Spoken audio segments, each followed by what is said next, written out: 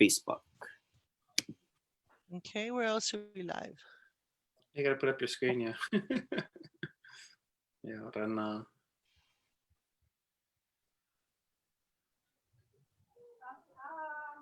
And where else are we live, Kalani? on Zoom. We are live on Zoom. Yay, and We're live on Zoom also and Facebook. and all the Facebook partners? Yes. Okay. Mhm. Aloha kako. We are here for another session, another fascinating session about ATUA, Polynesian Ancestors, Stars, and Temples. This is episode 20, and tonight we have Libor Prokop for you. En français, s'il vous plaît? Hey, bonsoir tout le monde. Bienvenue. C'est le 20e épisode de cette série webinaire. Et il y a 2 semaines, nous avons invité notre intervenant, Libor Prokop, il y a 2 semaines. Et là, il est de retour pour faire la deuxième partie, on pourrait dire, de sa présentation. Parce qu'on était, voilà, on était coupé un peu en plein milieu de la présentation. En tout cas, très, très heureux de vous retrouver ce soir. Et très hâte encore de partager ces super connaissances. En tout cas, nous sommes prêts. Okay, and so if you saw us before, Libor was on 2 weeks ago with his fabulous Tahitian stars. We didn't finish everything we wanted to talk about. So tonight we're focusing on Tahiti Stars 2, the Tahitian Marae as an ancient GPS. And Libor Prokop, if you don't know him, is a brilliant ethno-astronomer, a brilliant Tahitian ethno-astronomer. So we have much to learn from him this evening. Et voilà, si vous n'avez pas eu l'occasion de voir la dernière présentation, c'est une continuation de ce que nous avons présenté la dernière fois avec Libor. Libor est un ethno-astronome, on pourrait dire un aiguilleur du ciel à la retraite, un passionné de notre culture, la science, et passionné bien sûr de nos étoiles et toutes les histoires qu'il a pu bien sûr fait beaucoup de recherches pendant plusieurs années et a mis dans une forme, un contexte assez, je veux dire, assez intéressant pour tout le monde. Hein. Je pense que tous ceux qui vont regarder ce soir auront le plaisir de comprendre un peu mieux comment voilà, nos étoiles polynésiennes de nos ancêtres fonctionnaient et aujourd'hui, comment ça fonctionne, continue à fonctionner. En tout cas, très hâte d'entendre et d'écouter et partager. So, of course, I added in a little bit more. I didn't translate word for word, but I just like the way that Libor, puts it in a way, conceptualizes our stars. I guess Tahitian stars are the way our ancestors looked at them, and how understanding a bit more how they function in their society, and how we could use that to today, which is great. And so, looking forward, of course, to this. Absolutely, absolutely. Now, while you folks are coming in, I hope you're writing into the chat where you're coming in from, because we'd certainly like to acknowledge all of you.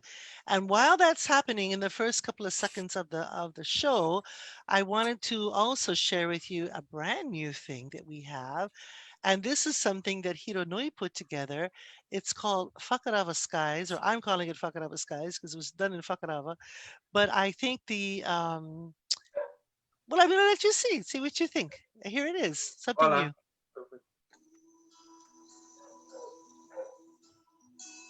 Comme nous parlons du ciel, aussi le ciel polynésien vu de Whakarava. J'y étais il y a 2 semaines. Et on voit bien sûr non seulement le coucher du soleil, mais également le coucher des étoiles.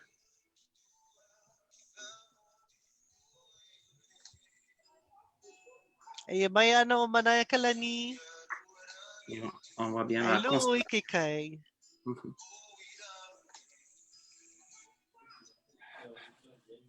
Oh, that was much too short. Wait. Let's see it again. Voilà, c'est un time-lapse. On appelle ça un time-lapse. Aujourd'hui, la technologie nous offre la possibilité de regarder en avance rapide ce qui se passe dans les cieux, pendant le jour et aussi la nuit. Ah, pas mal. And here comes Anaya Kalani, also known as Scorpio. That bright star Antares. Qui se couche également, juste après le coucher du soleil. Et c'est bien parce qu'on en parlait un peu de ça tout à l'heure. Hein? Oh, you were getting food before you sat down and you didn't get to see everything. Oh, that's very sad. Okay, ho'akahi manavakoi. One more time, okay. I just love this. I think it's so fabulous. Thank you, Hironui, for doing this for us. Yeah, I can, you know, if I have the time to go out there, I'll try to do some more. Right. Especially Yes. coming around the corner is a very special moment for celebration for us. So, voilà. Donc, quelques semaines, hein, nous allons bien sûr célébrer le Nouvel An, Matarinia, et si on a de la chance, peut-être on verra les étoiles, on verra. So when Kalani is setting, Makali'i is going to be rising in the east. Is that correct? Because we're looking west here. Okay. All right. Now, folks, can you see everybody who's looking at the chat? Can we see where everyone's from? Oh, what happened? Wait, I'm trying to go to the next slide. Yeah, we're going to see where everybody's coming in from. So I know Hironui can see some people. What about Maka and Kalani? Can you see where people are coming in from? And can you just tell us where they're because I can't see chat on this thing, what I'm doing. Alors, juste souhaite le bienvenue à Imi Santos. Imi Santos coming in from Kauai. Okay. Aloha. Imi Santos. Yes. Sherry Jumalan on Hawaii Island. So, welcome to her. On souhaite la bienvenue à toutes les personnes qui nous rejoignent déjà sur Zoom. Hein? Et puis, bien sûr, nous reconnaissons pas mal d'autres personnes qui sont, pour les dire, des habitués. Ils sont tous là. On les voit. Merci encore d'être venus ce soir à nous regarder, à écouter, bien sûr, les connaissances. So, once again, I'm just, you know, we have some people that are here pretty much every week. So thanking them to be, you know, joining us. And of course, I'm looking forward to listening to Libor tonight. Well, and of course, you know, we also have quite a number of people who are coming in from Kale Papahi o Kakuihewa, which is our kupuna group that Kelly and I teach on Saturdays. And so they're here in force, I know, because they really love learning all of these things. And so we have a lot of folks from Oahu that will be coming in to watch the show. We should also know that tonight is the night of the Hua Moon. And Kalei has sent everyone out to watch the rising of the stars in the east for Makali'i rising. And of course, we're on our show. So all those people who often were on our show, they're out looking at the stars tonight. And they're going to report back to us tomorrow. So we'll hear more about it. But we're looking at the Tahitian stars. We're not looking at the Hawaiian stars tonight. Le docteur Lilikalā, bien sûr, elle a un groupe pour aider, on taillait c'est des matahiapo, des personnes un peu plus âgées, ils se rencontrent tous les samedis et ce soir, ils sont en train de regarder les étoiles hawaïennes pour essayer de voir où se trouve Matari'i, bien sûr les Pléiades, qui vont se lever, bien sûr, à l'horizon à l'est. Et voilà, juste encore, voudrais bien sûr souhaiter la bienvenue à nos amis de Haroué, de Christine du Château, de Wilfrid, Sidol de Rayatia, on a eu l'occasion de le rencontrer. Encore de Las Vegas, Jen Allen from Japan, Asushi Sawada. Yes. And Jermaine Kameʻeleihiwa Tawati from Hilo, Hawaii. Encore wonderful. À tout le monde, merci d'avoir écrit un petit message et encore tout à l'heure, l'occasion de poser des questions à Libor. So a little later, we'll be able to talk stories and maybe ask a few of your questions to Libor. And of course, we're looking forward to that too. Maka, do you have, can you see anybody coming in on your chat? And Kavika, how about you folks? No one new? Okay. Well, we'll see. We will see. Oh, yep, I've got Noilani, Wahini Ka'iu, Paul, oh, Kelly Igora, of course. All these people are watching tonight. That's wonderful. Okay, we're going to move on a little bit more because I want to do my formal opening. Aloha kako ina hoa hanau me na hoa aloha moana nui a kea.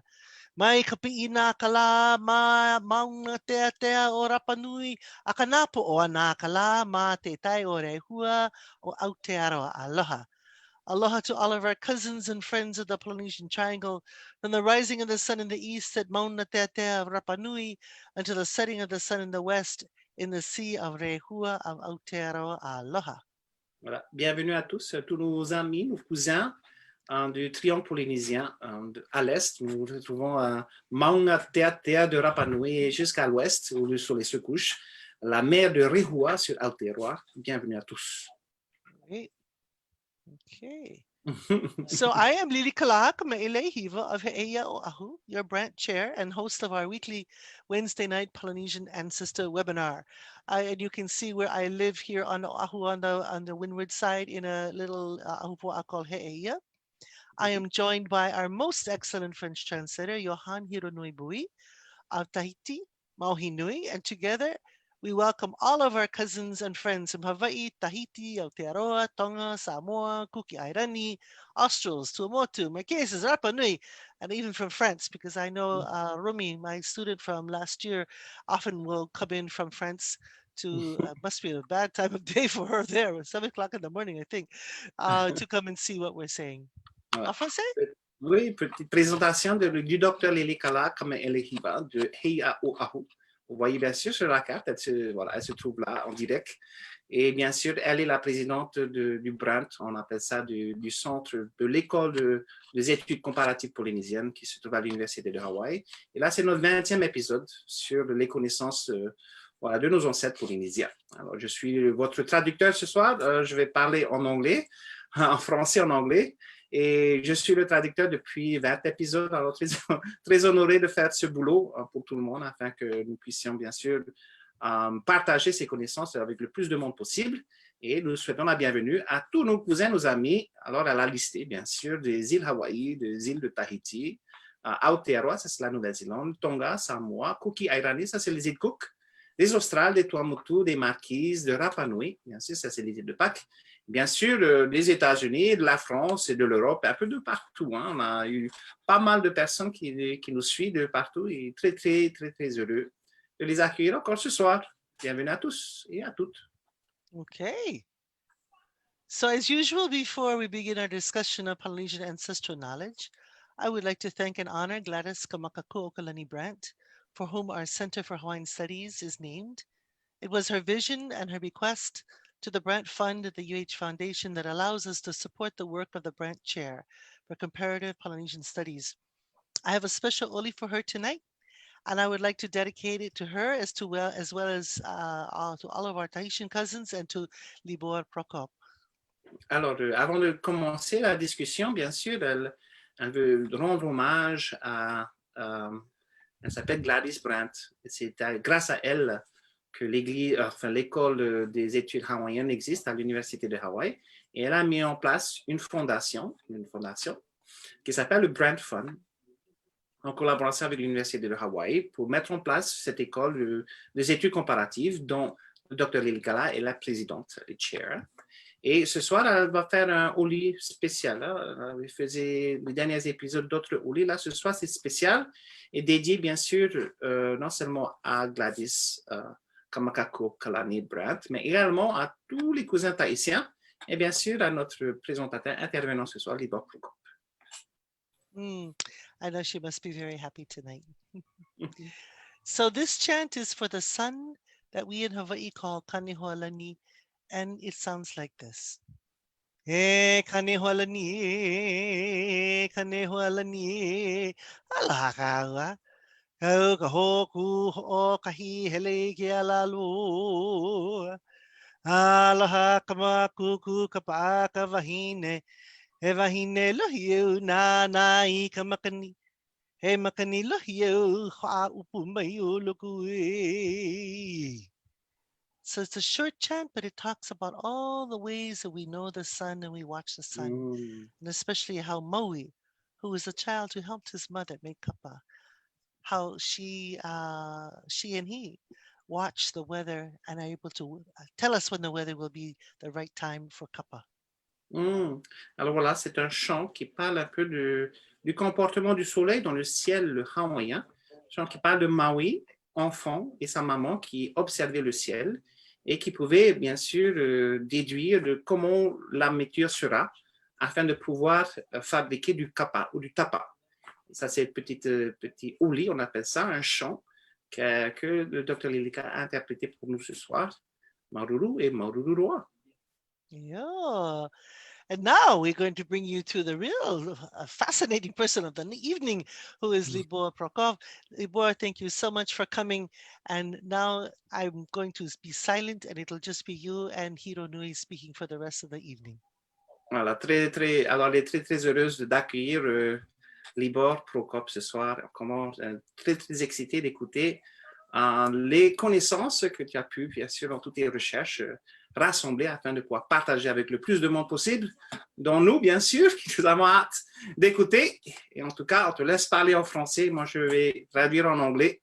Et en tout cas, bonne chance à tous et merci d'être là ce soir. Bienvenue à tout le monde, tous nos cousins du Pacifique. Merci à Lily de nous avoir invités, nous, ceux de Tahiti. Avant de démarrer, je voudrais faire un petit hommage à notre ami Jean-Claude Guerriero qui est décédé il y a une semaine. Traduction. Okay. So, once again, Libor is very honored to be here tonight. Once again, to thank Lilikalā and of course the branch chair and to allow us to share our knowledge with everybody. And before we start, he wanted to give a tribute to Jean-Claude Guerriero, who is a very, very important, I guess, figure in culture, in our cultural setting here in Tahiti, who passed away just about a week ago. Inohoa te hotu mo irutu i te ere. Inohoa te hotu mo irutu i te tumupo, inohoa te hotu mo irutu i te aha o te ao. O tini te pō, o te pō, i te pō. Aore marama, mai te pō, a e pō an o te pō ia, man. So once again, you heard this is a Lilikalā, you can bring the slide back. I'm just going to do a quick translation. Once again, this is a chant dedicated to Jean-Claude Guerriero and all the research that he's done. And of course, he had passed on, so one of our lights has become a star, as you can see. And Libor had decided to give this chant, which talks about the primordial night in our universe. And the space within and out, and internal nights and thick nights, and so that you understand the space and time, Polynesian space and time, and of course we are talking about our universe and the primal waters in Simeona. Yeah. Yeah. Anu. Mana vai te pōtua tini, mana vai te pōtua mano, mana watoa mana whatau aruwha, e naho i te manawa, e naho i te whatau aruwha. Teki a mai matawa, tuar e maha i atea, te i te mate ano te mata moe no te pā mata. E ara mai hi o mai te whare ura pou ma rio e hata mata i whare atu. Naho i tō taura mara, naho i So once again, able to listen to a Tahitian chant by Libor. And of course, we are talking about the awakening of the Marae and the tribute, of course, to all things in love and in the internal night, intangible night, the space without the universe, the cause of Aroha, and contribute to the community. And once again, tribute to Mahayatea, which we'll be talking about tonight, and the awakening of the Marae. And of course, the Whareura, where all powers are shared. And of course, here we are in attendance. All of us will be listening to this great ancient knowledge. And we are, of course, respectful and appreciative. Yeah. Yeah. Donc, on a une petite vue de ce que l'on va discuter ce soir à travers le Marae, donc concept des directions, donc par les étoiles, par la lune, par le soleil, par les vents et par le Marae. Okay, so this is a little bit of the program that we'll be, I guess, sharing. Libor will be sharing tonight, so you can see the concept of of direction, I guess you could say, with space and time. And of course, in reference to Matari'i, which is the Pleiades, the constellation of Pleiades, very important constellation in time and space for the Tahitian. So we'll be talking about the stars, the moon, the sun, the winds, and of course, all of these elements in regards to the Marae, which is a temple site. Right. Ano Rua tupu anui te tumu anho o i tahine ia hate at anui whanau maira tāna I ewheture. He e te tua o marama, he e te tua o te ramaira, he e te tua o whetu awa, he e te tua o aiti o anui o ata putu I te ar I o mar eirea hui tarawa I te apatu e rau. So this is an excerpt, of course, of what we define in Te Ora Henry for the birth of the heavenly bodies. And so we call the genealogy chant of this, I guess you could say, celestial bodies. And this is just one of the first lines, of course, and you can see in this and how this knowledge, of course, was, was recited orally by our ancestors, in which, of course, Te Ora Henry, which is a granddaughter of a missionary, was able to gather this information from various sources and to put it into writing. And so this is our reference in regards to the stars and heavenly bodies. C'était intéressant de noter que Ruat Puanui était en quelque sorte un des tout premiers proto-ATUA, c'est-à-dire les divinités qu'on peut considérer comme étant, comme faisant partie de la cour même de Ta'aroa, et ATA qui est en fait la toute première pré-divinité que Ta'aroa a bien voulu, on va dire, mettre dans cet univers qui n'existait pas encore, évidemment, dans les premiers moments de la naissance de l'univers. Okay, so of course in this chant, in this excerpt, you can see Rua Tupuanui Te Tumu as a source, right? So this is one of the gods that were in the court of Ta'aroa. I say the court among Ta'aroa. Right? So this is one of the first gods. And of course, allowing Atea, a pre-divinity, as Libor would explain it, to come to existence. And of course, Atea being a heavenly body, I guess you could say. So this union, of course, of Arua Tapuanui and Atea Taonui would give birth to the heavenly bodies that we have in our skies. Et c'est intéressant aussi de noter que le terme Rua est souvent utilisé quand il s'agit des questions de l'espace-temps et très souvent utilisé comme justement un terme qui signifie l'origine, qui signifie la spiritualité aussi et qui nous amène justement dans ce monde cosmogonique. Okay, and so he also mentions that the word Rua is something you would find very often when we are talking about space and time for Tahitians, yeah. And maybe more than just Tahitians, all Polynesians, you'll find Rua as an entity of origin, you know, of spirituality.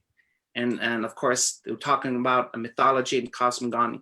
This Rua person, or I guess you say entity, is found very often.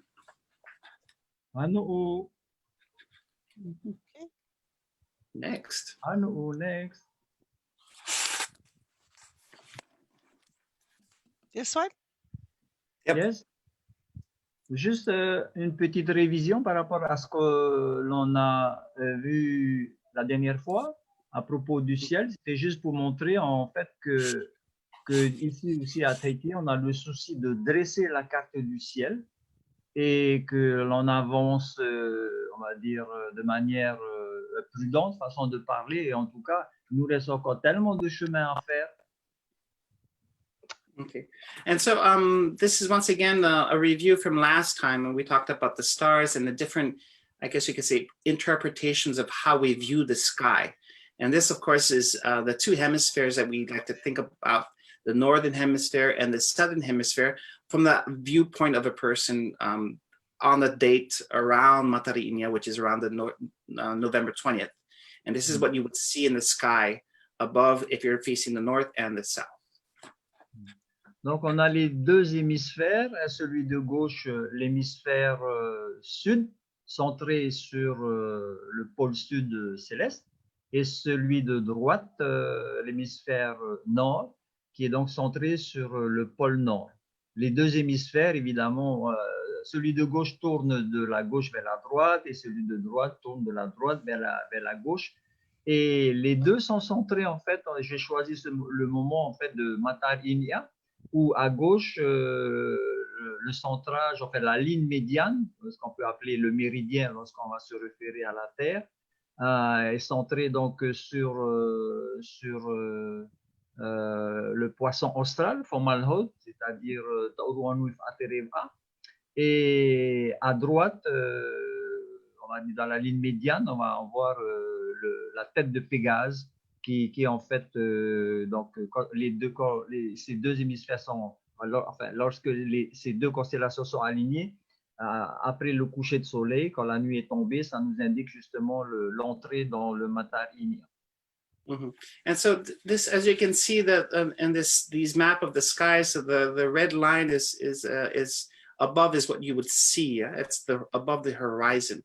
And as he placed this map, it is strategically placed around the 20th of November, which is when Matari'i rises, about 45 minutes after the sun sets. And so the map to the left, the circle to the left, it's the southern hemisphere. I guess you can see as you're looking towards the south, and you have he calls it the austral fish as one of the main points. Yeah, and when you look to the right is the northern hemisphere, where you have the head of Pegasus as centered into.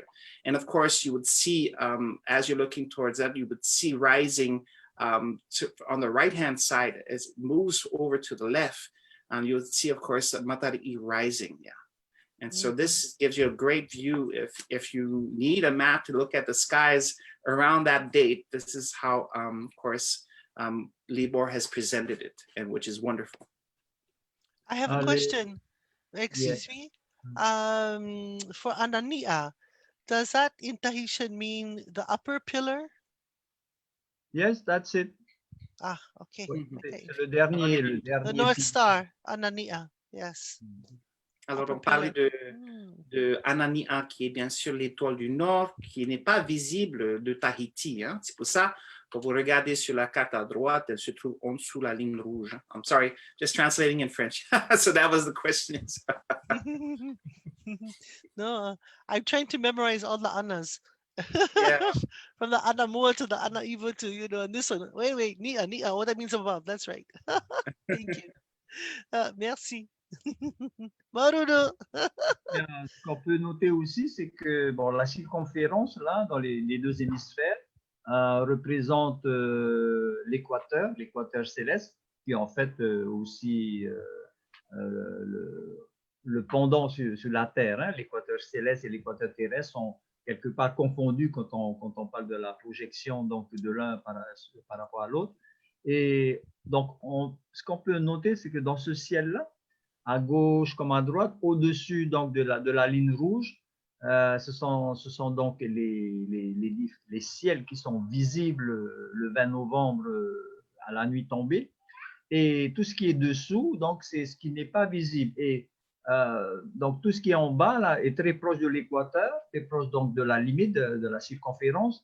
En fait, c'était pour noter que les mers, il y a des mers aussi, des océans dans le ciel, et les océans font partie en fait de ces espaces-là entre les différentes constellations, et ça concerne plutôt le temps de Matar Iraro.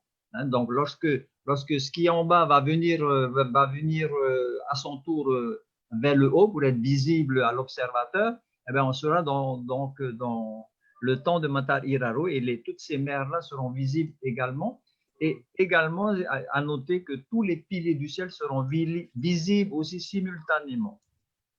Okay, and so what Libor had just once again mentioned about is that they call it the celestial equator. And of course, this red line that you see on the map defines everything that is visible above the red line is what we see in the skies, during this period of the year. And everything that's below the line is not visible right now. Of course, if you flip it, in regards to 6 months later, everything below the line will be visible. And of course, he wanted to know that there are many different seas. Seas, these are spaces, seas, they're called, between these constellations. And we have what we call, and we have what we call pillars as well. And so in the creation of the Tahitian universe, the sky is upheld with pillars. And these represent stars. These are star markers. These very important stars that they call pillars of the sky. And during this period that we are, of course, of Matari in the New Year, most of the pillars are not visible. They're underneath, meaning they're underneath this red line. And during what we call Matari Iraro, which is in 6 months later, when all these stars and constellation and seas are above the horizon or visible at night, then you will see all the pillars at once, which is great.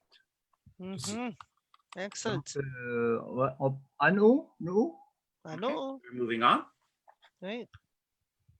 Donc, on a une vision cette fois-ci un peu plus, on va dire, planisphérique, où au centre de l'image, on va trouver l'équateur. Et puis, la ligne, on va dire, courbe, va désigner en fait le trajet du soleil. Et on remarque donc, du point de vue code couleur, hein, les piliers du ciel, les piliers du devant, le pilier arrière et le pilier du milieu sont en code couleur rouge. Les autres piliers sont en code couleur bleu. Les étoiles qui sont en vert, c'est ce qu'on appelle les taurua. Elles ont des fonctions, ces étoiles qui sont particulières. Et des fois aussi, ce sont des planètes hein, qui ont cette fonction-là. Donc, elles seront aussi en code vert. Et puis, les autres couleurs, c'est autre que tout ce que je viens de mentionner. Okay, and so when you're looking at this particular map, just the equator is at the center. That's that line that cuts through the center. And the line that you can see that curves, that is the trajectory of the sun in the sky, okay? And all along this line, you will see points of different colors. And so the red ones that you see, there's the red ones that you can see, those are the most important, I guess you could say, stars, because they are the pillars, the front, the back, and the middle. And the other pillars that are also important are in blue. So you can see the red pillars are the front, the back, and the middle. And the blue are other pillars of the sky, that upholds the sky. And then everything that you see in green, they're called taurua. These give a little bit more of a function. So you would find stars that are represented in particular constellations that are these particular stars. So it could be also planets, as he had mentioned there. And these, of course, will give us, I guess, clues in what is going to be happening, I guess, the behavior of the Tahitian people regarding these stars. This is something more that he's going to develop. And so this just gives you some clues into the sky. And of course, there's some other stars that are important in our stories or used for navigation or other functions that are also colored. And so they're like orange, and you can kind of see that. So this is a great representation of different stars with their names. You see some names in English, for example, Sirius, and then of course in Tahitian. So it gives you an idea of how our ancestors already named these stars. Quite a few beautiful stars out there. Cool. No. Next.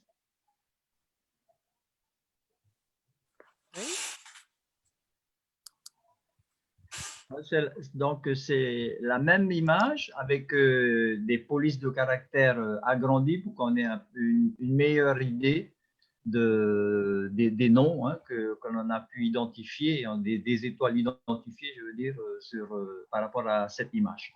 Et je parlais tantôt des repères, les repères de devant, du milieu et de l'arrière, hein, tous ces piliers-là, et aussi les océans que l'on voit pratiquement la partie droite, la partie médiane de la droite. On va voir l'ensemble des mers qui circulent autour, on va dire, si tu peux pointer après Hiro, par exemple, on va dire Orion, voilà, autour de Orion et toutes les constellations à gauche et à droite de Orion, plutôt à gauche, et on va voir justement ces mers-là, par exemple.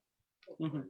And so this is once again the same map, but with a little bit more details, as Libor had explained, to showcase the amount of different names that are given to not just stars, but the space between the stars and constellations. And these names are found, as you remember, in the reference, those lines that he had recited, some of them. And of course, you can see how they're identified here in this particular map, and how they I guess function around. And so one famous constellation that he wanted to mention is the constellation of Orion. And you can see there's, if you look in the map, it's a little bit towards the right, yeah, and right in the middle towards the right, right next to the median line, which is the equator, yeah.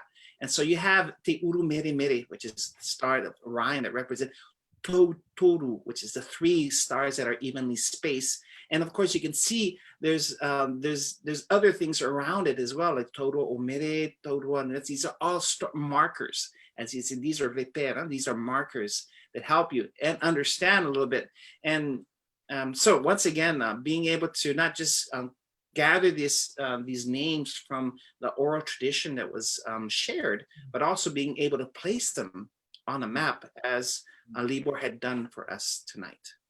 Anu? No. All right. Donc là, plus particulièrement centré autour de Yeah. Orion. Yeah, that's the one. Mm-hmm. Okay. Là, voilà, centré autour d'Orion, c'était pour dire aussi, quelque part, pourquoi on fait ce travail-là, c'était pour essayer de comprendre, en fait, les voyages que les dieux ont pu faire dans les différents étages, dans les différentes strates, les différentes époques, les différents pots, dans la construction cosmogonique. Et ces ATUA-là, ces proto-ATUA-là, ces divinités qui sont arrivées pas encore par la naissance, hein, la naissance donc des ATUA n'existait pas encore. En fait, donc ces proto-ATUA-là, ils ont déjà commencé à sillonner, on va dire, un espace que en fait, ils allaient construire au fur et à mesure. Et là, et par tout ça, on va retrouver beaucoup plus tard, on va retrouver donc les différents cieux avec la description justement de tous nos personnages mythiques alors à ce moment-là, qui vont partir, qui vont sillonner les différents cieux et qui vont donner justement, qui vont nous donner des indications du point de vue de l'identité de ces mers et de tous ces espaces et ces repères que sont les piliers du ciel et les taurois et les autres choses. Mm.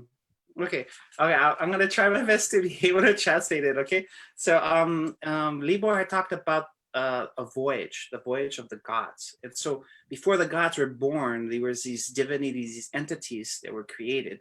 And you see through these names, the voyages through different stratuses, through different periods, through different pole. Of course, this is the construction of, I guess you could say, the mythology of the Tahitians. And you can understand it better by looking at, I guess you could see the creation or the birth of these particular celestial bodies. So that gives us an idea of which space the gods had traversed, and then to create a particular entity. And then, of course, relating to very important figures or people in the mythology of Tahitians. And so this gives us clues to understanding better who are, I guess you could say, these divinities or these divine entities were, and how they created the universe and especially the skies. And so once again, written through this map, you can see at the center, he put Orion as an example. And all around it, you can see the skies, the seas, Moana Urifa, Moana Ere, Moana Ano. These are all the seas that the gods had voyaged on. And of course, then you have Torua, you have these markers, these particular stars that signify something in the story creation, but it's a story of these gods. And so once again, another great, I guess you could say, visual concept of being able to understand what was traditionally orally shared from generation to generation, and for us to understand it today. So there, I think I tried my best to get as close as possible to translating. Maruroa Hiro. C'est parfait. Concernant, j'ai pas encore fini. Oh wait, he's not done that. So you have to come back. Okay. Je m'excuse.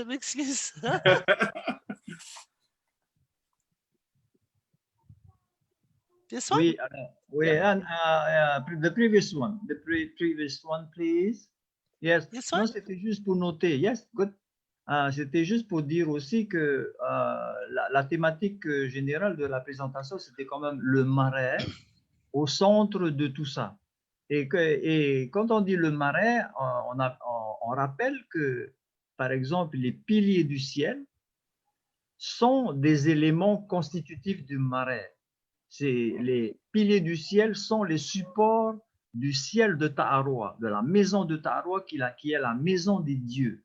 Donc, les 10 piliers vont soutenir justement, on va dire, la toiture de cette maison des dieux. Et ces 10 piliers-là font partie du marais parce que justement, les noms de ces 10 piliers-là sont les noms des Tawa qui exercent dans le marais. Donc, c'est à la fois constitutif et en même temps, ça indique la fonction des différents Tawa. Et en même temps, ce sont des repères pour nous, pour essayer de comprendre un peu ce que signifient les migrations dont on a parlé tout à l'heure, soit mythiques ou les migrations, on va dire, du point de vue de la navigation, parce que ces piliers-là aussi, ce sont des repères pour la navigation. Et c'est pour ça qu'on a intitulé ce webinaire-là comme Marae en ancien GPS. Okay, so once again, we are observing these presentations of the stars and the names and everything. And as Libor had mentioned, the focus, of course, is the Marae as an ancient GPS. Okay, and so if you understand that, then you understand that the pillars, as you said, of the sky, these are elements or part of the Marae, right? These are the pillars that hold up the house of the gods, the house of Ta'aroa, and there are 10 pillars, right? And each pillar represents a toa, meaning a very important priest who had a particular function in the house of Ta'aroa. And all the function, of course, we understand that there are migrations on the mythical sense, but also for navigation in today, as these stars are also being used by our ancestors to find different places. And so this is the ancient Marae that he is talking about, and how this Marae is, I guess you could say, in the sky, and it allows the Tahitians of today, or our ancestors, to be able to find their way and using these stars as a GPS. So this is the Marae that he was talking about. Le plus grand marais, c'est justement l'océan. Et au-delà de l'océan, ce sont en fait l'océan des eaux primordiales. C'est ça aussi que l'on peut dire. Okay, and so the biggest Marae, of course, is the ocean, right? That's what that is. And when we talk about primordial water or primordial seas or ocean, this is what it is. This is the Marae, the biggest ocean. No. Okay, so we can move forward now. Okay. From 2 more slides yet, and to the moon. The phases of the moon, I think, is the next part that we're going to be talking about. Voila.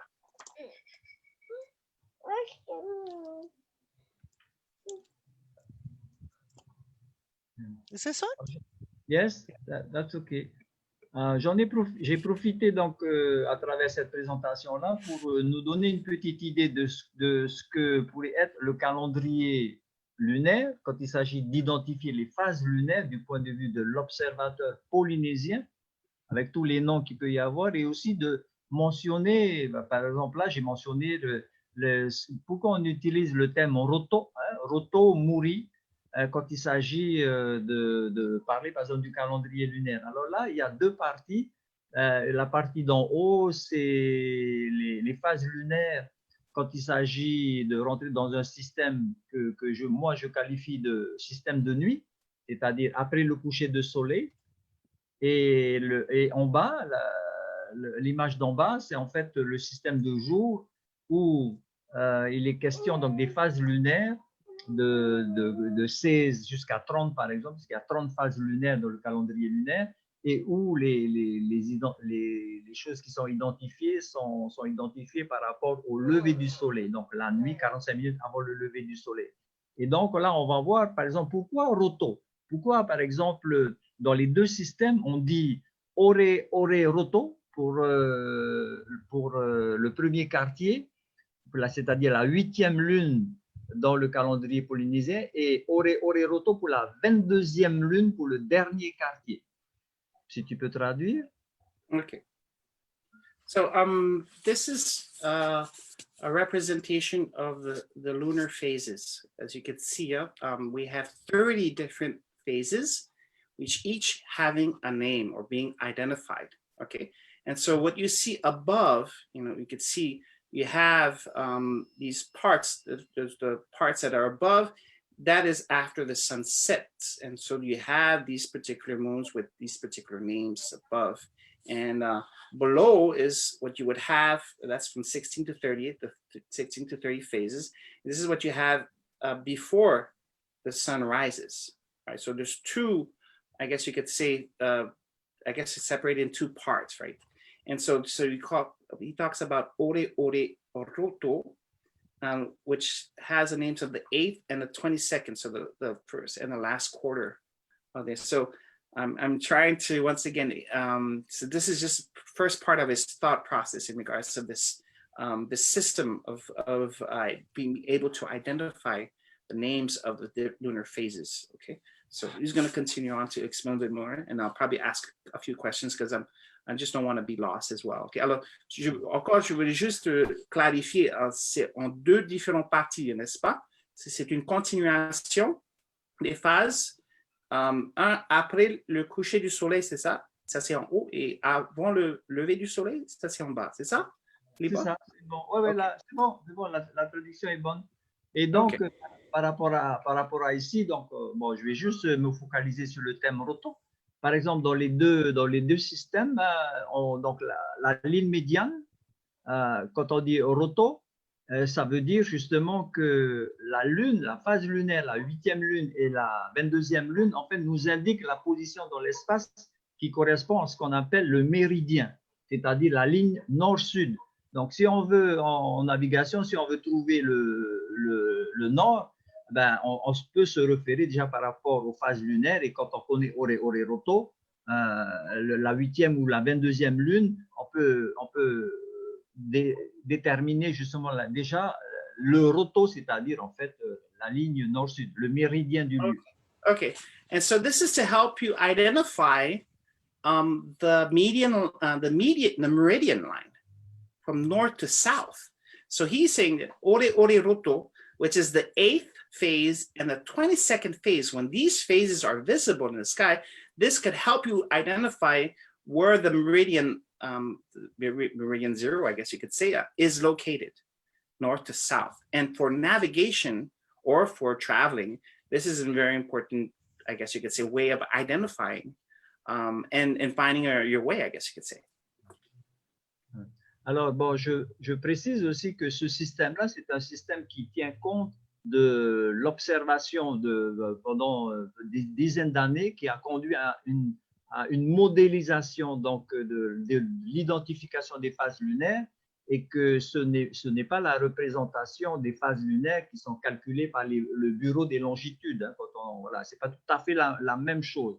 Donc ici, il s'agit d'identification de chacune des phases lunaires de manière, du point de vue de l'observateur, et de manière, on va dire, absolue, quoi, du point de vue de l'œil humain. Okay, so these lunar phases are, as you would say, is a system that was created according to the naked eye. Right? You have lunar phases that are given by a Bureau of Longitude. I guess it's an office. You know? So this was after 10 years, as Libor was saying, 10 years of observing the different phases of the moon. This is I I guess you could say, system that was brought according to your eyes. So, you know, there's the Bureau of Longitude that will give you these lunar phases, but according to your eyes is different, and according to Libor. So this is something more visual, something that's more hands-on as you observe the sky.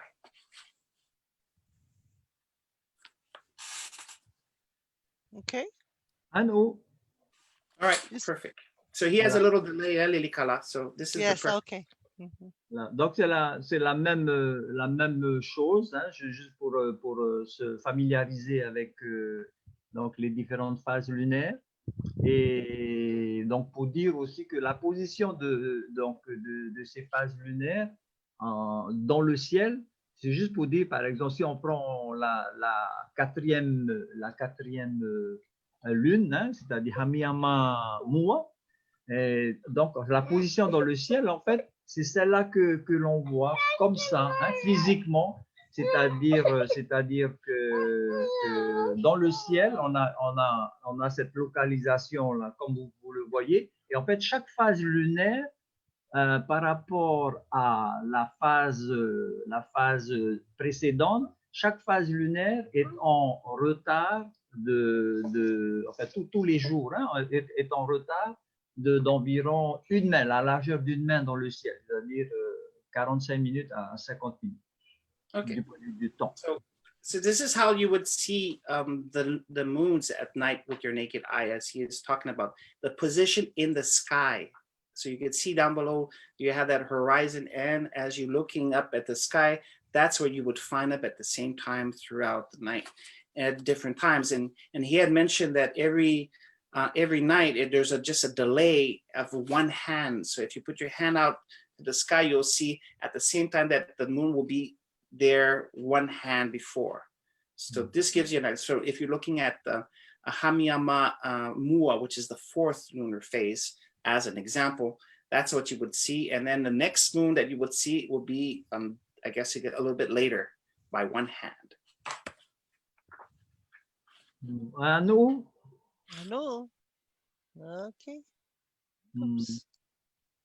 So great information. You see all the names of the different moons, of course, and you can use this, of course, a great, awesome presentation that is available for everybody who wants to read a little bit more detail. Anyway, okay.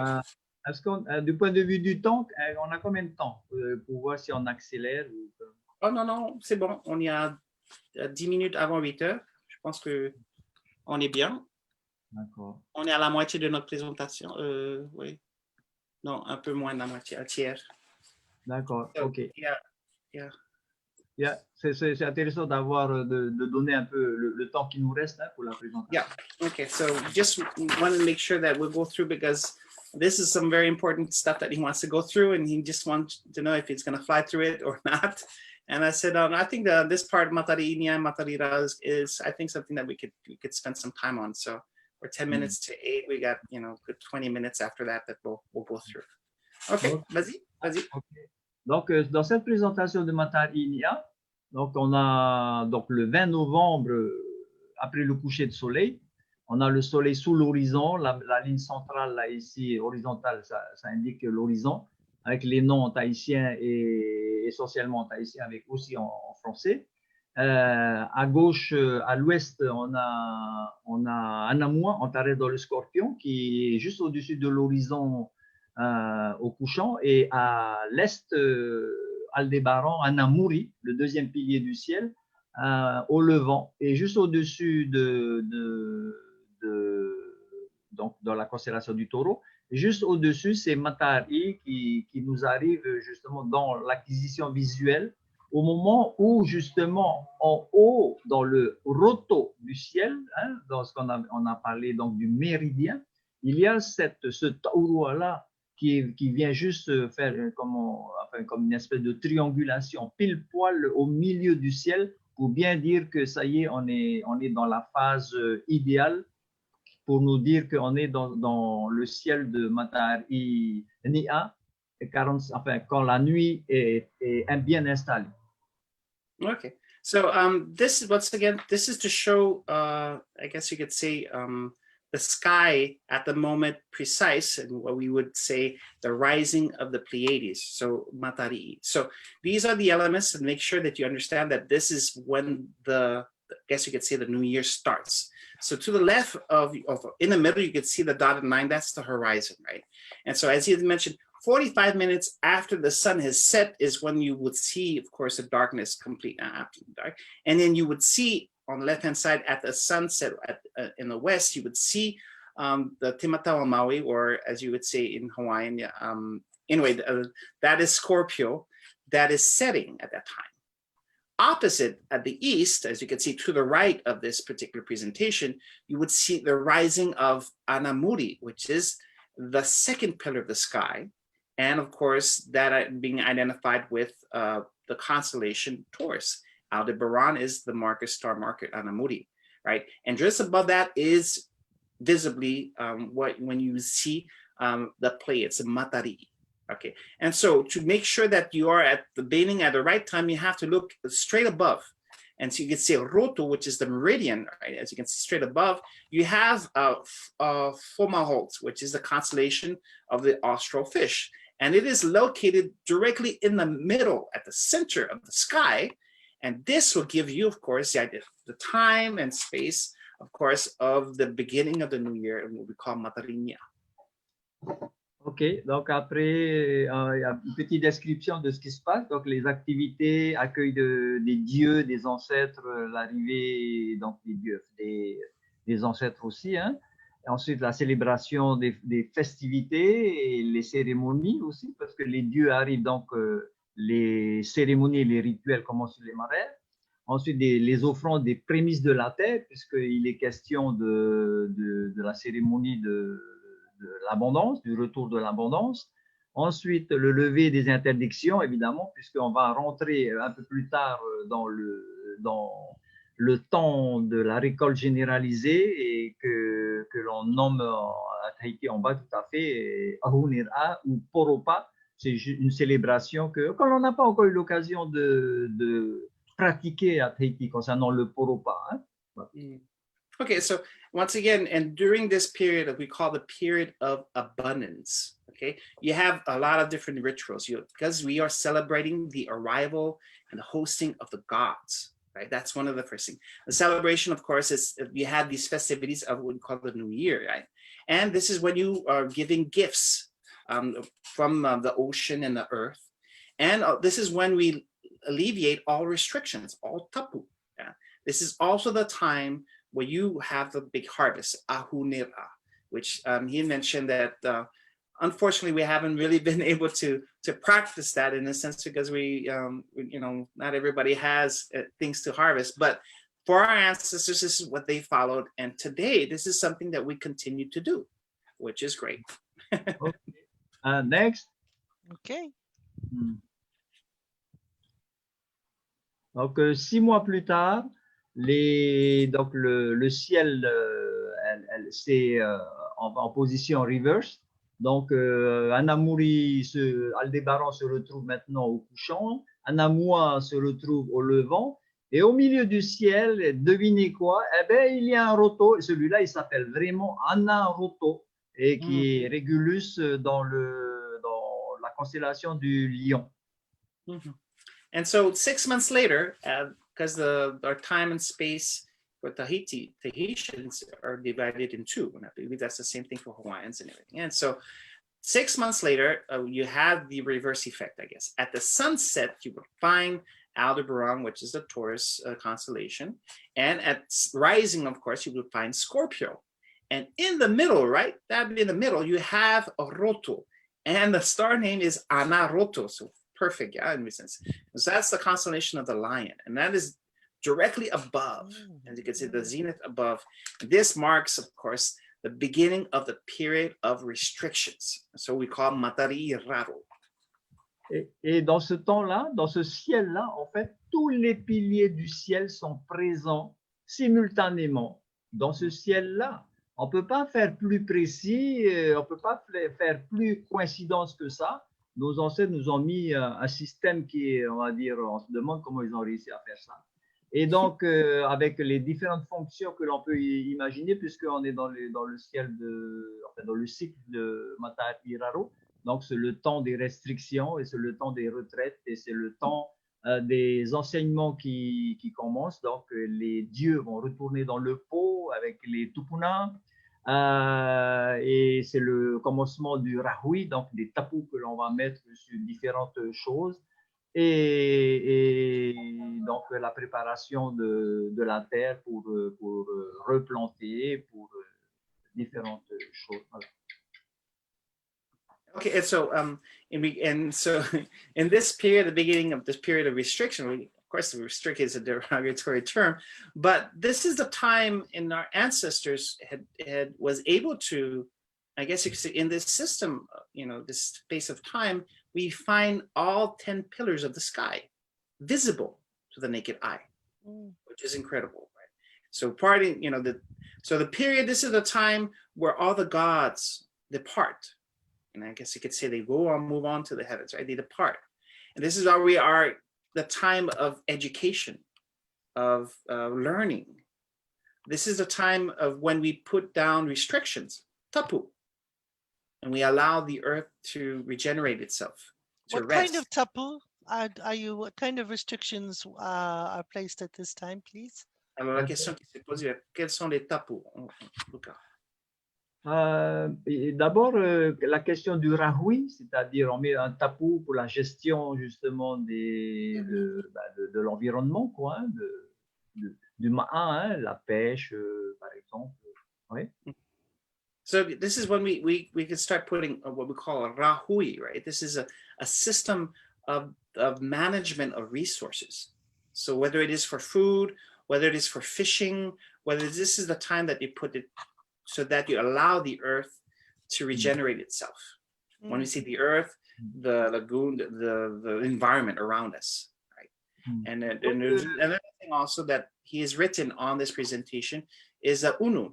Okay, this is the unu. This is when the unus are placed in the house of the hidden treasures, right? And so there's a ceremony for that as well. And so this is 6 months later after. Well, anyway, I just wanted to add that in because it's written. J'ai juste ajouté le recruté des Unu.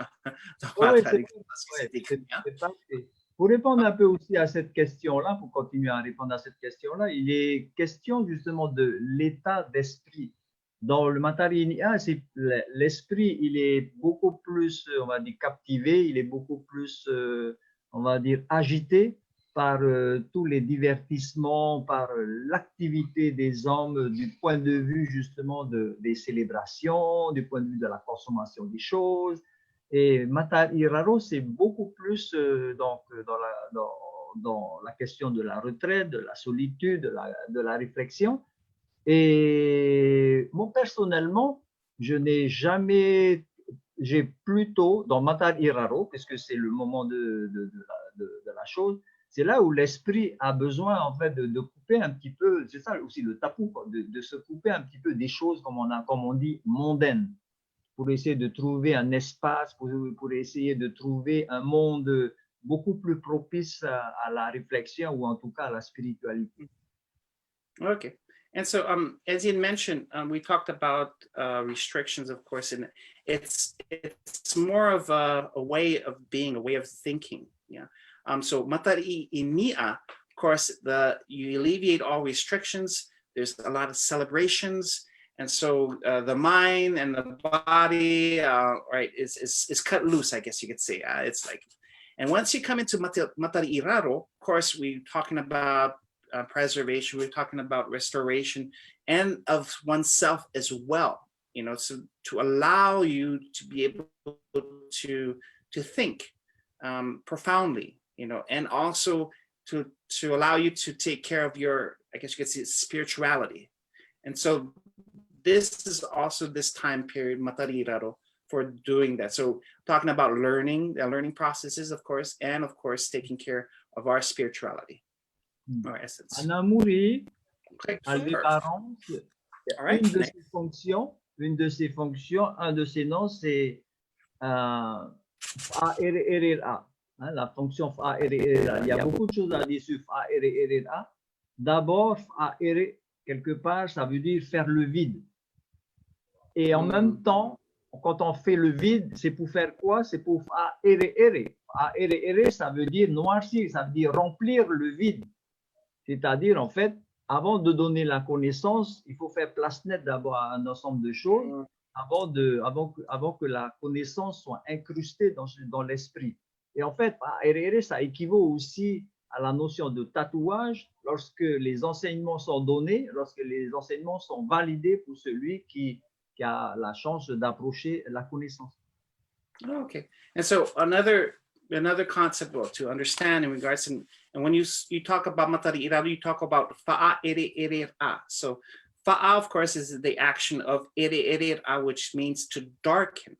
And so in the sense of what that means to darken, of course, there's always like a negative way of looking at it. That's not what he wants to. So this is a time of period for reflection. And so it's like, it's to empty yourself of all these, I guess you could say, agitated thoughts, so that you can fill it up. So you fill up this emptiness, right, with knowledge, right, with these things. And so you have to first get a nice clean slate, and then you fill it up. As you darken things, it's referencing to once you acquire knowledge, you have a tatau, you know, and so that's the part of the darkening. And so a person who acquires knowledge, of course, is going to acquire, I guess you can see, a tatau on his skin, but also within his spirit and within his mind. So there. Okay. Parfait. Mhm. La Oops, diapo sorry. que l'on voit maintenant, c'est ce que je disais tout à l'heure pour donner une image, on va dire, synthétique, hein, de Matarinia, le ciel de Matarinia et le ciel de Matariraro, où on voit dans le code couleur, encore une fois, les piliers, les taurois, voilà comment ils sont positionnés au-dessous de l'horizon, No. Okay, so this is once again another conceptual, I guess, the map of being able to see the sky. In Matari Inia was just the first, and Matari Iraro, and of course all the stars and all this the constellations are written. And so this particular image is Matari Iraro, and you can see all the pillars of the sky. So all the red stars, the blue stars, the greens, they're all located above the horizon, which is the median line. Yeah, and so this is what we were talking about earlier in regards to this particular sky. And so these are once again two representations, just differently made, but as you can see, the sun is located there on the left-hand side, and the big stars are, of course, Anamuri and Anamor, the two main pillars. And in the middle, of course, you know, you have the star that's in the middle. Yeah, and you can see that, and that's Anaroto, as we mentioned earlier. These are the stars that lift up the dome of the sky. And so everything is located during this period of Matariraro. Yeah. Allô? And we're moving forward. Yeah. Donc, on a mentionné le roto. Donc, voici une image qui nous montre le couchant. J'ai fait une petite erreur là en bas. C'est pas Tahiti Aotera, c'est To'o Aotera. Oh, yeah, On a oublié de corriger ça. C'est pas grave. Donc, c'est le couchant. Et on voit donc la plupart des piliers du ciel, le code couleur qu'on a dit, le bleu, le rouge, donc pour les piliers, le vert pour les taurois et puis les autres pour autres. Hein. Et à l'intérieur donc des deux positions extrêmes du soleil pour la plupart, donc les deux solstices, avec la mention du roto, la flèche à gauche et flèche à droite. Un roto dans l'hémisphère nord, un roto dans l'hémisphère sud. Donc on va retrouver encore cette symétrie, cette notion de milieu de quelque chose, milieu du ciel, position, milieu entre des positions caractéristiques, par exemple, du soleil ou de la lune, comme on a vu tout à l'heure. Okay, so once again, another diagram to showcase the sun setting. So at different times of the year, as you go left to the right, the movement of the sun. And of course, you can see the setting of the stars as well. And you can see the pillars of the sky and the stars that are called the roto, which is the middle, which gives you the median over north and south in the northern hemisphere and the southern hemisphere. And of course, once again, just another way of conceptually, visually seeing at the sun setting how, of course, these stars appear in the sky. So wonderful diagram once again. Okay. Yeah, ask a question. Yep.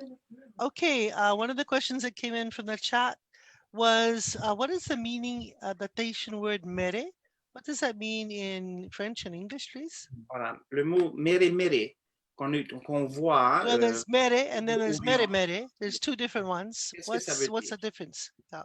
Quelles sont la différence entre mere et mere? Et voilà. Il y a des noms, par exemple, je connais une copine qui s'appelle Meriana, et j'étais content de lui dire qu'est-ce que ça pourrait signifier. Anna pour les piliers, un pilier du ciel s'appelle Pau ou Anna, et quand on dit Meriana, en fait, c'est le chant des étoiles, le chant des piliers des étoiles. Et Teuru Mere, c'est Orion, hein, toute la constellation de Orion. En fait, la traduction qui a été donnée par Tewira Henry, quand on dit Mere, en fait, c'est le chant en anglais, ils ont dit the yearnings of the Matua for their offsprings. Ben voilà, tous les souhaits que les Matua, les parents ou les grands-parents peuvent avoir concernant leur descendance. Donc, mere, ça veut dire le chant avec un grand C peut-être, hein? Chant, quoi. Okay, so mere means chant, and it's a song, right? And mere is a type of song that's yearning for their offspring. So mere is just a song. So you could say ana mere, which is the song of the pillar, or mere in this case, which is a way of singing while you're yearning for your offspring. And so these are the translations that have been identified by Tewira Henry in the book, of course, Ancient Tahiti. Yeah? So What about uru? What is the meaning of uru in uru mere mere?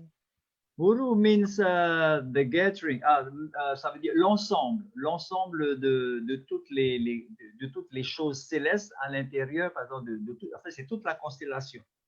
Ça veut dire aussi la tête, hein? Uru, ça veut dire la tête dans Tahitien. Okay, so uru means head, but when it comes to the stars, uru mirimi, it's a assembly of, so it's like a constellation.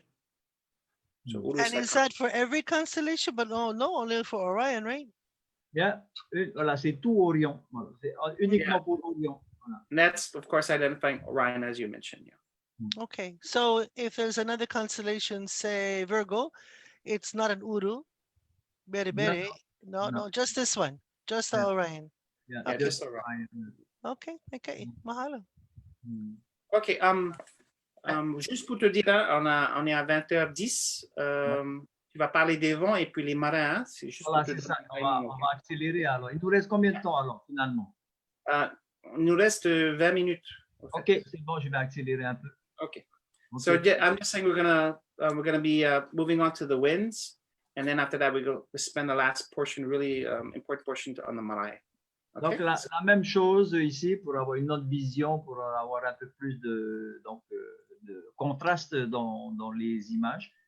Comme je disais, la plupart des piliers du ciel sont à l'intérieur des bornes, c'est-à-dire des solstices, à gauche et à droite. Et il y a quand même quelques piliers qui se baladent à l'extérieur de ces bornes, mais il n'y en a pas beaucoup. La plupart sont donc à l'intérieur, avec la mention donc des rotos là, hein, qu'on voit bien sur l'image. So just another way of looking at it, you can see that the majority of the pillars are located within the boundaries of where the sun travels across the horizon of the sky.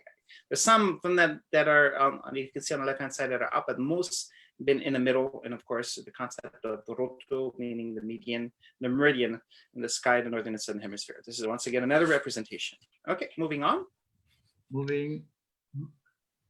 Okay, so there's two slides. The first slide is in French translation, and the second slide is the English translation of the birth of the winds. Yeah? Okay, let's see. Les vents nous donnent aussi donc des indications pour les directions. Hein? Je vais réciter assez rapidement. Orata iri te metua tane o te muri te metua wahine whanau meira tarau matahi po mau e ane e arino no te matai atu a. E te tua o papa i te he e te tua o maramu he e te tua o hapiti o ia o whaarua e. A he te tua o to e ro e mara i noa ma meira. Te rahira te hua ua i teima mameni i utau tau to eroman e moana e humara. Utau to eroman e moana e humara. Voilà, sous forme de patau. Wow, awesome. So this is an oratory art, we call it patau, in where he's reciting all the winds in their direction. This is great. Awesome. So you heard the Tahitian oral tradition being set out by Libor, and of course, identifying each of the winds and their direction in the sky. So great Great chant. Thank you. Maruru.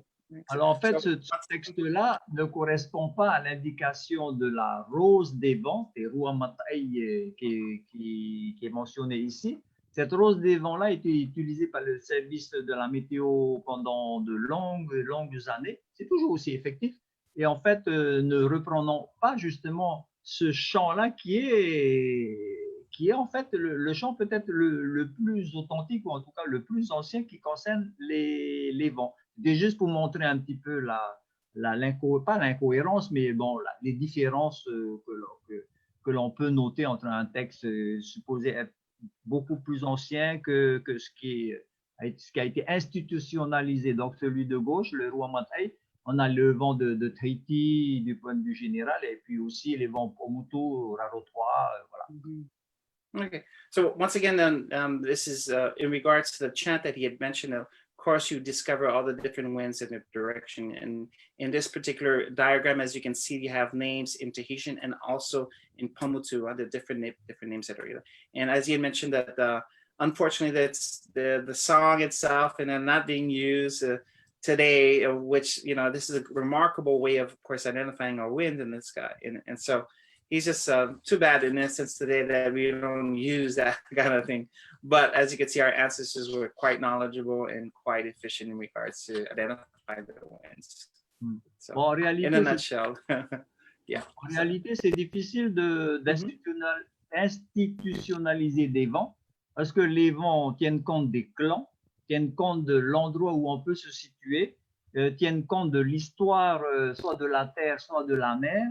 Et bon, c'est difficile de dire que voilà un système de vent qui est valable pour tout le monde, quoi. On n'a pas le même vent dans le clan de Papara que le clan de Paea ou enfin, anciennement parlant, hein, ou celui de Haroué ou celui des Tuamotu, quoi. Pas du tout le même système.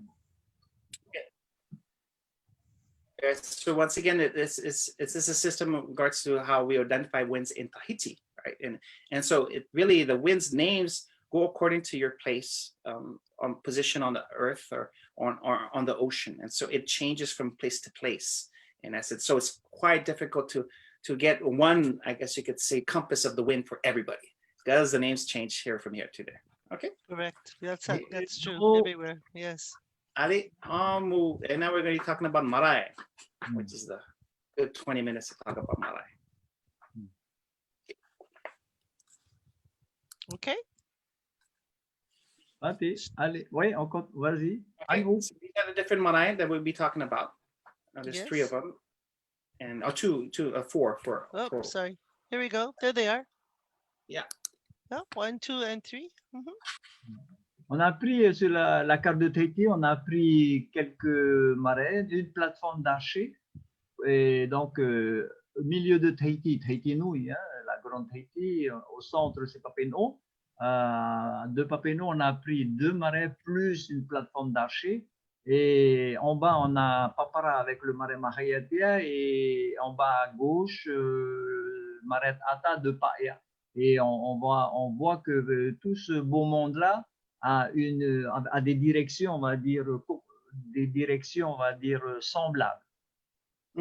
So he's chosen these particular sites, archaeological sites on the big island of Tahiti, where of course we reside, and in particular these 3 particular marae, which are located or constructed in this particular direction. As you can see, they are all facing towards the west in essence too. Yeah. So why he's going to explain it in a little bit more detail how our ancestors built these marae in regards to the celestial bodies. So I have a question. So am I to understand that when we're at Mahayatea, we're measuring where the sun is in the summer solstice? Yes, that's it. Yep. And then when we're in the archery, the platform of the archery in Papenoo, we're looking at Ruatia or equinox? No. The same direction. Same direction, but is it a different time? No? No. They are all the same time. The same direction. Yeah. So this is all summer solstice. Yep. Okay. But we're looking from different places, and then the Marae Ta'ata is also looking the same for the same stars for summer solstice. Yeah, but reverse. It means that, yeah, see the Yahoo. Bon, je montre l'idée là. Attends, je vais laisser Hiro d'abord poser traduire la question. Okay. I'm still on. Okay, don't worry.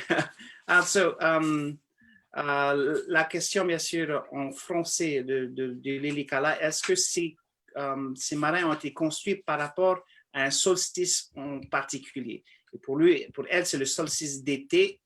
Bon, pour nous, c'est le solstice d'hiver, c'est un peu différent de leur interprétation parce qu'eux, ils sont dans l'hémisphère du Nord. Mais voilà, c'était peut-être la question que moi je poserais à Libor. C'est bien le solstice d'hiver ou le solstice d'été? C'est la question. Est-ce que ces constructions, ces sites archéologiques ont été construits par ça? Lequel des solstices? Voilà. En fait, là, pour le moment, on va à nous et on va répondre à la question sur la prochaine image. Okay, so we'll get into a little bit more details in regards to how they were built on the next slide. Okay. There.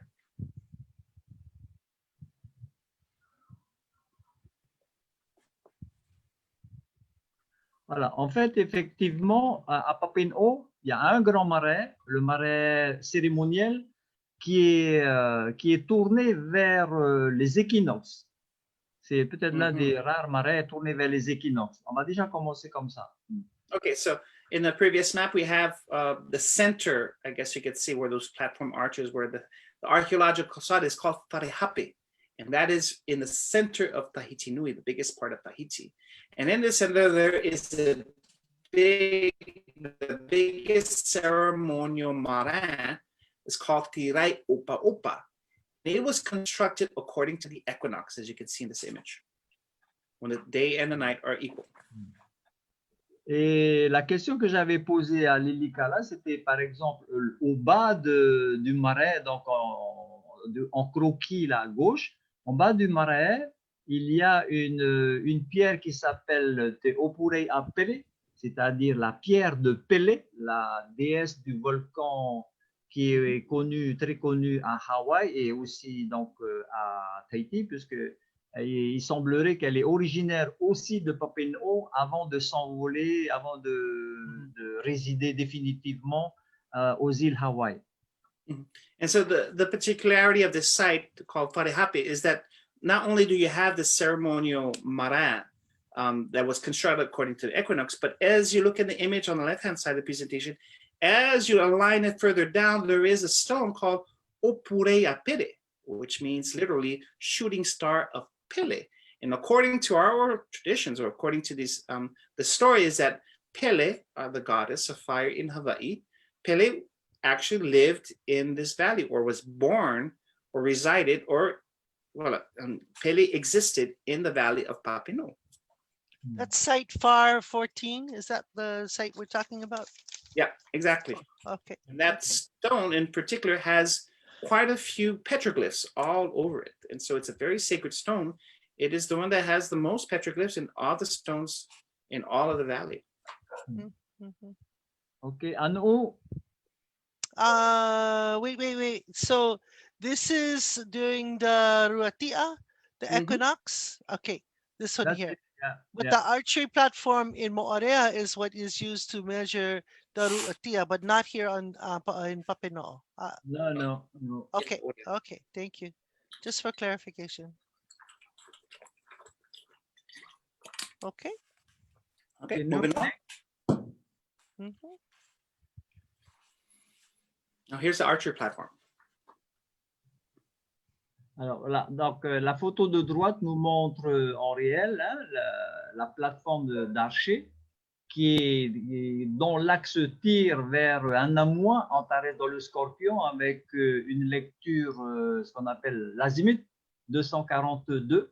Et à droite, c'est en fait la position du soleil au solstice de décembre, qu'on appelle en tahitien Rua Maoro, et qui est juste à 4 degrés, on va dire, par rapport à l'alignement de Anamoua. Donc c'est toujours, la plateforme des archers se trouve à environ 150 mètres du premier marais qu'on a vu tout à l'heure. Okay.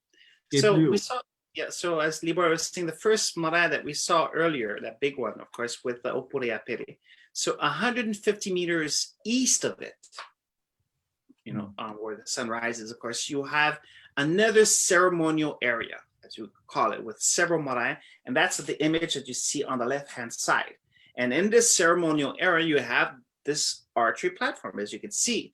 And the archery platform was built according to Anamua, which is one of the main stars, right? That pillar of the sky. Right?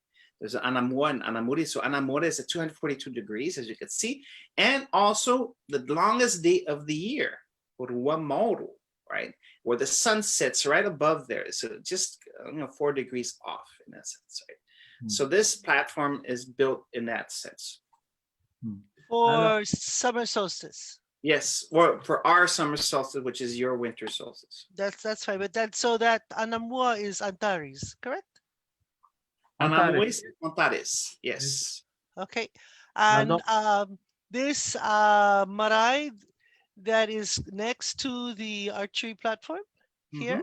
Yes. You were saying this was the moon that was in line with, huh? Yes. Do we have a name for this marae? What is the name? No, we don't know. No name. Okay. No name. We lost the name. Alors, ce qui était intéressant, donc on voit dans l'image de gauche, donc en image, on a la plateforme des hachés qu'on a en photo là à droite. Donc, pour nous resituer par rapport au marais là, dont on va parler, tout ça, qui n'est pas celui de tout à l'heure, hein, qui est aligné sur les équinoxes. Hein. Et donc, par rapport à pour revenir à ce petit marais là que l'on voit à gauche, on va prendre le temps de regarder un peu les axes que j'ai tracés là. Donc, j'ai mis la pleine lune, par exemple, 246 degrés, là, dans l'axe du Ahu, hein, du shrine en anglais, là. Et aussi, c'est intéressant, on a par exemple ici la diagonale du marais, là, ici, qui donne la référence au nord. Et merci Lily pour nous avoir donné un petit peu cette information pour dire que les marais, si on prend les diagonales, peuvent aussi bien souvent nous donner la direction du nord. And so, once again, as Libor was talking about, Lilikalā, Dr. Lilikalā had come with their class to measure all these marae sites back in 2014. I was with her. And so gave us, in essence, us Tahitians, we never really looked at how they were built, in what direction, everything like that. And so since your visit, Lilikalā, we've been doing that, I guess you could say. And so Libor had taken this liberty, of course, coming back on this research that you'd done and identifying a diagonal portion, directly towards the north. And this one. Also, yes, exactly. So that marae that you see on the left-hand side doesn't have a name to it, but we call it the Marae Mataina, as in essence, when we have the ceremonies and so the diagonal from one corner to the other corner goes directly towards 0 degrees north, as you can see, or if you want to go 180 degrees south. And so that's another way, of course, of seeing or locating or identifying where the north is according to a site that's existing. So pretty cool. Right. So for all of my students who are watching, so I would refer to this kind of a temple as a diagonal north temple. Instead of the wall being north, 0 north, it is from one corner to the other, like Kuka'o'o on Oahu. So what we would think then perhaps is that this corner, that's 0 north, this is facing east, correct? Down so this corner should be where the sun is rising at equinox.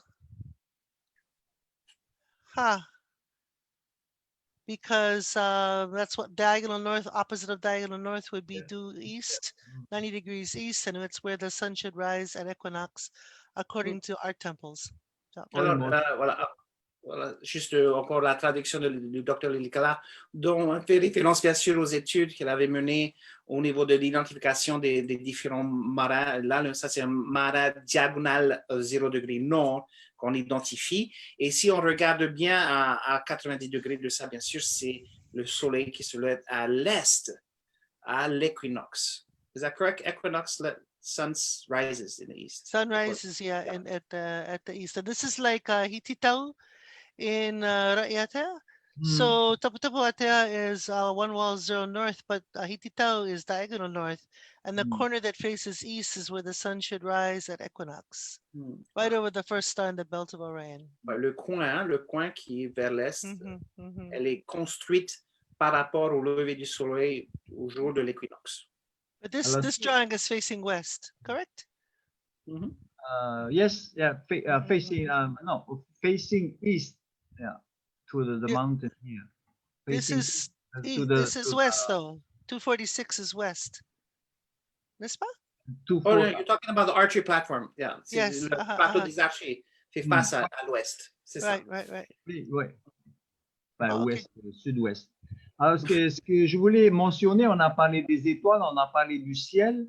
Et là, j'ai voulu montrer, par exemple, dans l'alignement du Yahoo de ce petit marais-là, qu'en fait, là, quand on parle de solstice de décembre, hein, donc on est juste dans la continuité de Matari Nia. On est au commencement de Matari Nia. Et en fait, quand je mentionne la pleine lune, là, ici, dans l'alignement du Yahoo, hein, du petit marais, en fait, cette pleine lune correspond à celle de Matari Raro. Donc je reprends, lorsque on célèbre le Matari Nia, c'est-à-dire après le 20 novembre, donc on est juste à un mois du solstice de décembre, la pleine lune n'est pas orientée à la même direction. La pleine lune est carrément à l'opposé, c'est-à-dire dans la position de l'autre solstice. Et donc, pour revenir à ce petit marais-là et la pleine lune que je mentionne ici, en fait, c'est la pleine lune que l'on voit après Matari Raro, c'est-à-dire à partir du mois de juin.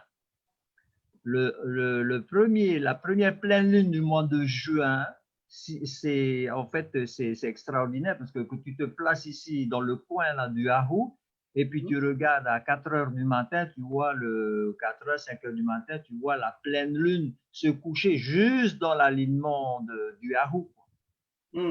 Okay, so what he mentioned, of course, that you have that image of the purple. That's the moon, the full moon setting in June. Matari Raro, that's the first full moon after Matari Raro, is actually setting at that area, as you can see, as lined up with the Ahu, that wall that's facing towards the west. So when you're sitting there at 4 o'clock in the morning, you will see the full moon setting. Awesome. Huh? On continue, hein, parce qu'on a encore quelques marais et puis là, on arrive vers la fin de notre présentation. Là. On accélère. Okay. So next. Wow. Mahayatea. This is Mahayatea and Papara, right? Voilà. Donc on reprend donc les deux marais la plateforme des archers à droite.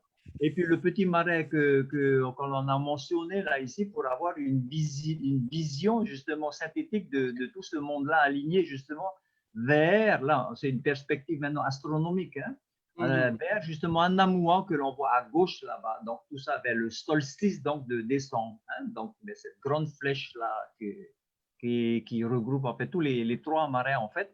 C'est-à-dire le marais Ata qu'on voit à gauche, le grand marais Mahayatea qui est au milieu, la plateforme des archers, le petit marais ici dont on a parlé là, sur le slide précédent.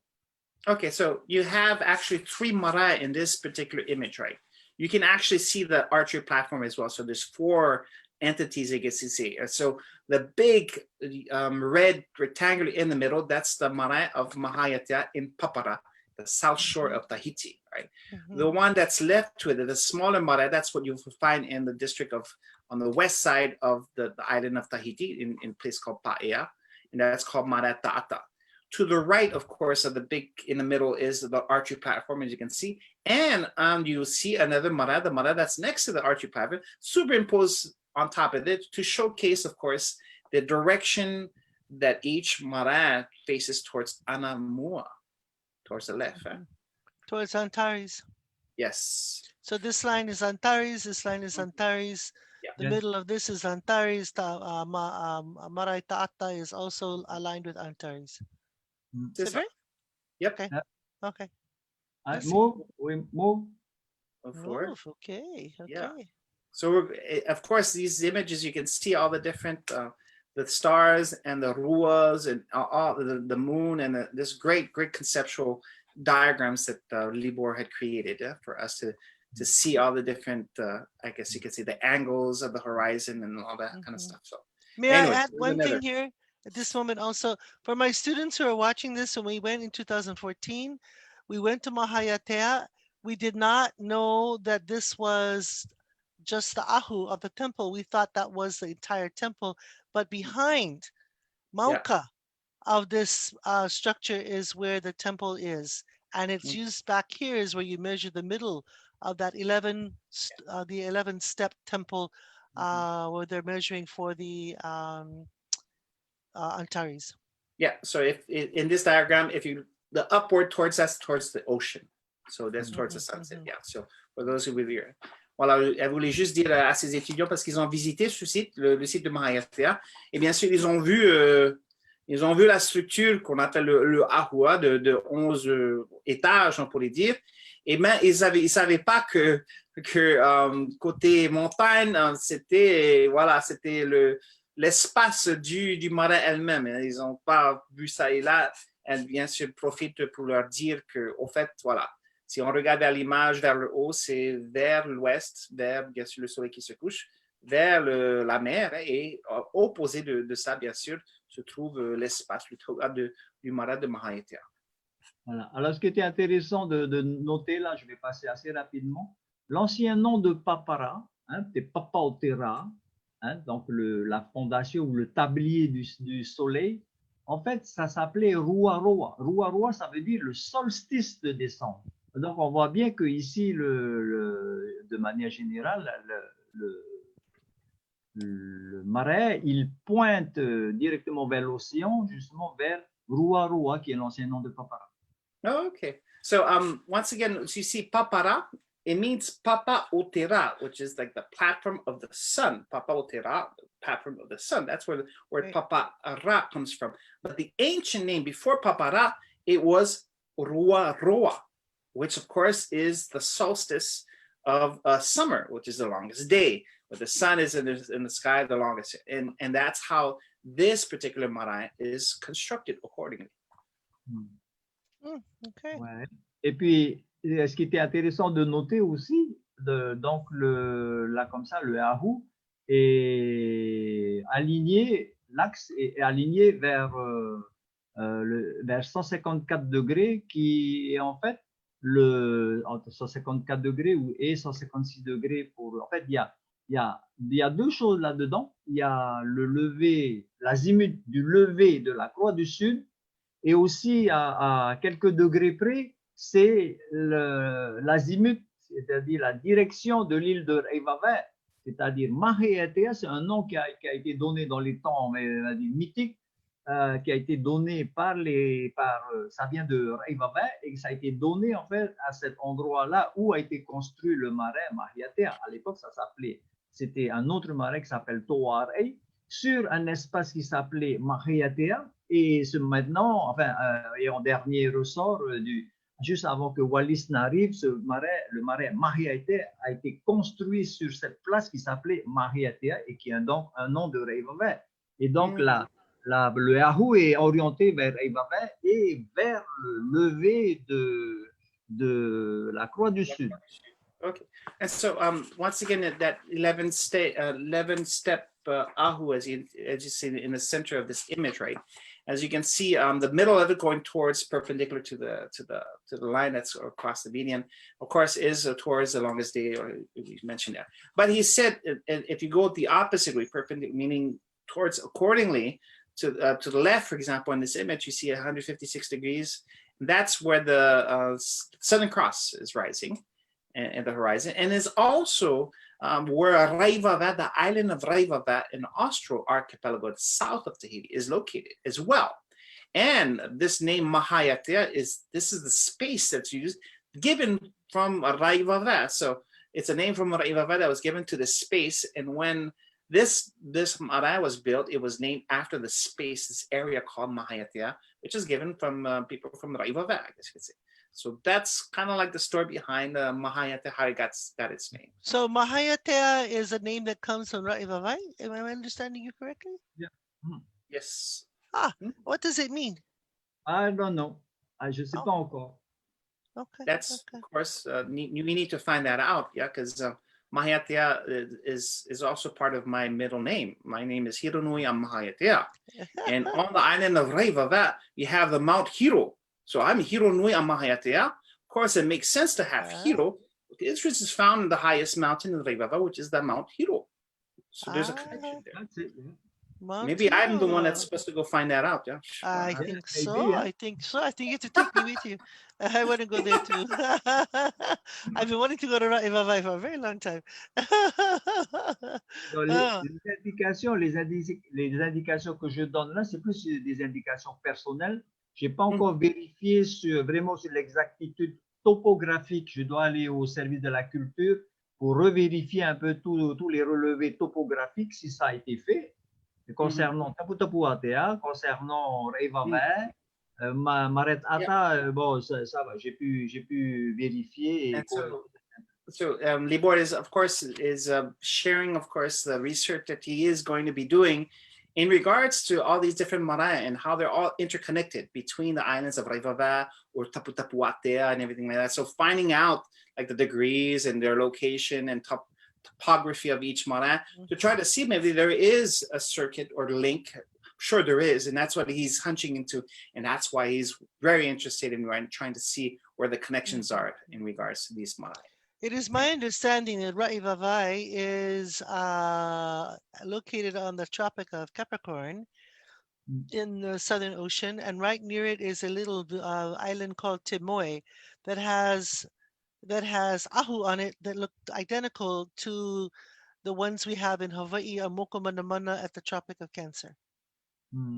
Ah, alors elle dit, le docteur Dorsey recherche que juste à côté de l'île de Raivava se trouve l'île de Timoe. Et sur l'île de Timoe se trouve un site archéologique et des marins avec des ahus qui ressemblent exactement comme les ahus qu'elle a pu identifier à Hawaï. Et que Timoe se trouve sur le tropique du Cancer au sud, le Capricorne au sud. Et bien, l'autre marin qui se trouve à Hawaï, qu'elle identifie comme exactement pareil dans sa structure, dans sa construction, se trouve sur l'autre tropique qui se trouve dans l'hémisphère nord. Lily, tu parlais de Timoe de Marae? C'est plutôt Timoe. ça? Timoe, So the island of Timoe, not too far. Yes. Is it from Raivavai? Is it nearby? Or Mangareva. It's Mangareva. Oh, yes. Okay. Not Raivavai. Okay. Well, anyway, there's connections for sure. There's connections. Yes, but I want to go to Timoe. I understand you have to swim over the reef to get there, so I cannot go. But you don't know, you go for me, take a lot of pictures. Yes. I'm planning on going in January to Mangareva. Very good. Okay, yes. Next. Okay, next. Oh, I love these pictures. Oh, this is great. This is continuous. Okay, wow, beautiful images. Voilà, donc pour apprécier l'état actuel de Mahayatea, tel qu'il est, donc la partie océane, là, ici, avec les pierres, le niu, comme on dit, les pierres, là, il y a des pins qui constituent la fondation même des toutes premières pierres qui ont été mis à jour cette année, et donc à l'océan qui est juste à côté. Et tout ça, ça a été enroché, ça a été, on va dire, préservé. Et puis, donc, on a une vision ici du temps de Wallis, aux alentours de 1767. Et puis, en bas, les premières rangées de pierres de la restauration de 2020, 2019-2020, là, et donc la face nord. Ouais. So you have different images of the site of Mahayatea, the archaeological site. So you have the ancient image of 1767 illustrated by I guess you could say those foreign explorers arrived and saw this beautiful marae. And to the right-hand side, this is the ocean side. You can kind of see the white part, that's the ocean. So these are the foundation stones of the ahu on the ocean side. And down below to the left is the restored site that they have, and of the ahu and facing the north. That's Faces inland, correct? yes, exactly. So it's this side of the Marae. Okay, okay. Yeah. For my students again, please note, for those of you who went with me in 214, this area is underneath those step stones that was placed. So inside they made this big mound and they faced it off with these wonderful stones that some very foolish person who was a Frenchman took away to build a bridge. But those stones were the facing of this, and it was 11 steps up. And this marae was dedicated to Ruahatu, is that right? Yes, yeah, we can say like this. Yeah, yeah. Ruahatu was there with at the time. Il était Ruahatu, et du temps de Tafai, il est question de la présence de Ruahatu lorsque Tafai a fait son travail pour saucissonner, pour diviser justement les territoires de Tahiti, pour que l'île de Hiti puisse s'appeler Tahiti, c'est-à-dire le Hiti qui a été divisé. Et en fait, il avait demandé le secours de Ruahatu, et Ruahatu est venu en personne à Mahayatea d'abord, avant d'aller à Tayarapu, par exemple. En fait, il y a une longue histoire par rapport à ça. Une histoire légendaire, c'est ça? Voilà, un mythique. Okay, so the mythical story of Ruahatu, of course, being summoned to come to this marae, in regards to be able to give the name of Tahiti to Tahiti, of course, with Tahiti. And so he came to this area. In a nutshell, and paraphrasing, excuse me, I wasn't following. Okay, but yeah, that's what we could say a little bit about. Yeah. Next. Okay.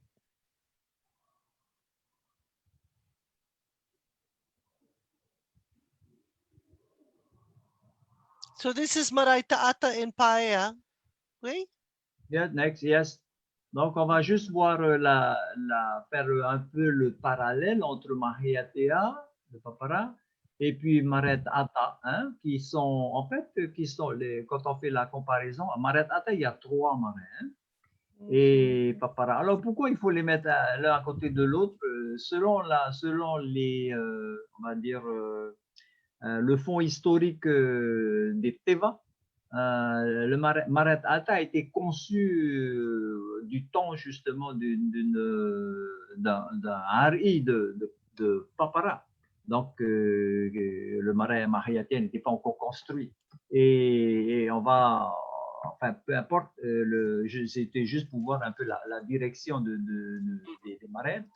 Tantôt Mahayatea est, on va dire, avec le Ahu là, à 11 gradins, donc il va vers l'océan, on a vu tout à l'heure. Et tantôt pour Marae Ta'ata, tous les Ahus sont alignés du côté opposé, hein, mais toujours la même direction. Et côté opposé, voilà. This is, of course, a comparison between the two Marae and Papara Mahayatea. Of course, as you can see, the ocean is located towards the top, yeah, in this image to the left-hand side, and it's, of course, built right in the middle on that axis. And you look at Marae Ta'ata, which is, of course, located in Papara, which is, as you mentioned, Libor is older than Mahayatea. It's an older marae built with a clan of Teva, and he showcased this because it's actually opposite. In the Ahu is located at the opposite end, while Mahayatea Ahu is located towards the shore. The other one is located opposite of it, but still built in the same direction, yeah, according to Anamua. Voilà. Et puis, juste pour faire un petit clin d'œil à Lily, là, qui aime bien les diagonales, on a la diagonale ici, qui donne le nord parfait, là, avec le petit enclos à gauche, et puis sur la photo, hein, et puis jusque le dernier le coin de l'autre marais. And of course, for you, he said that he put that together for you in regards to the diagonal towards the 0 degree north. Right, So the 0 north. So there's north and there's yeah, east. if you located to it, yeah, how it's positioned. Right. Okay. Thank you so much. Ano? Okay, I'm gonna move forward. Oui, ano? Et j'avais peut-être notre dernier slide là, je crois. En fait, les derniers slides, voilà, ça nous donne une idée donc après des directions par rapport aux différentes directions, on va dire, de destination. Et puis après, les slides d'après vont nous donner un peu plus d'informations concernant les étoiles et puis de tout ce dont on a parlé tout à l'heure. Okay, so this map in particular, as Libor wanted to just showcase from Tahiti, all the different locations and the degrees. You're looking on the compass side from Tahiti, where each location, like Hawaii, Samoa, Aotearoa, in regards to that, and maybe you could find a Marae position according to these particular degrees that may be dedicated or have a link to these different places. And anyway, this is a good map to showcase. If you're going to a Marae in Tahiti, if this Marae is, as you mentioned, is built according to this degree, that will probably showcase that it's going towards, like as we mentioned earlier, Mahatea goes towards Raiva, as you can see. And of course, maybe there's some other things as well. So good reference map to use, and as in regards to the whole area region, as we call it, Mona Nui Ahiva. No. Ano? Okay.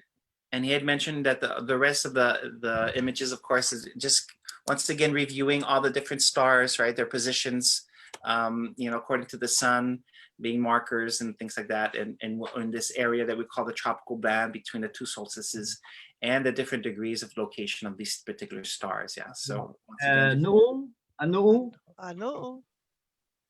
so he's just the different. Yeah, he just wants to show different. So juste pour noter, concernant le concept de la nouvelle année, on va dire de manière générale, on pense, voilà, c'est comme ça que ça se fait pour le moment, que Matarinia, c'est quelque part un concept de la nouvelle année.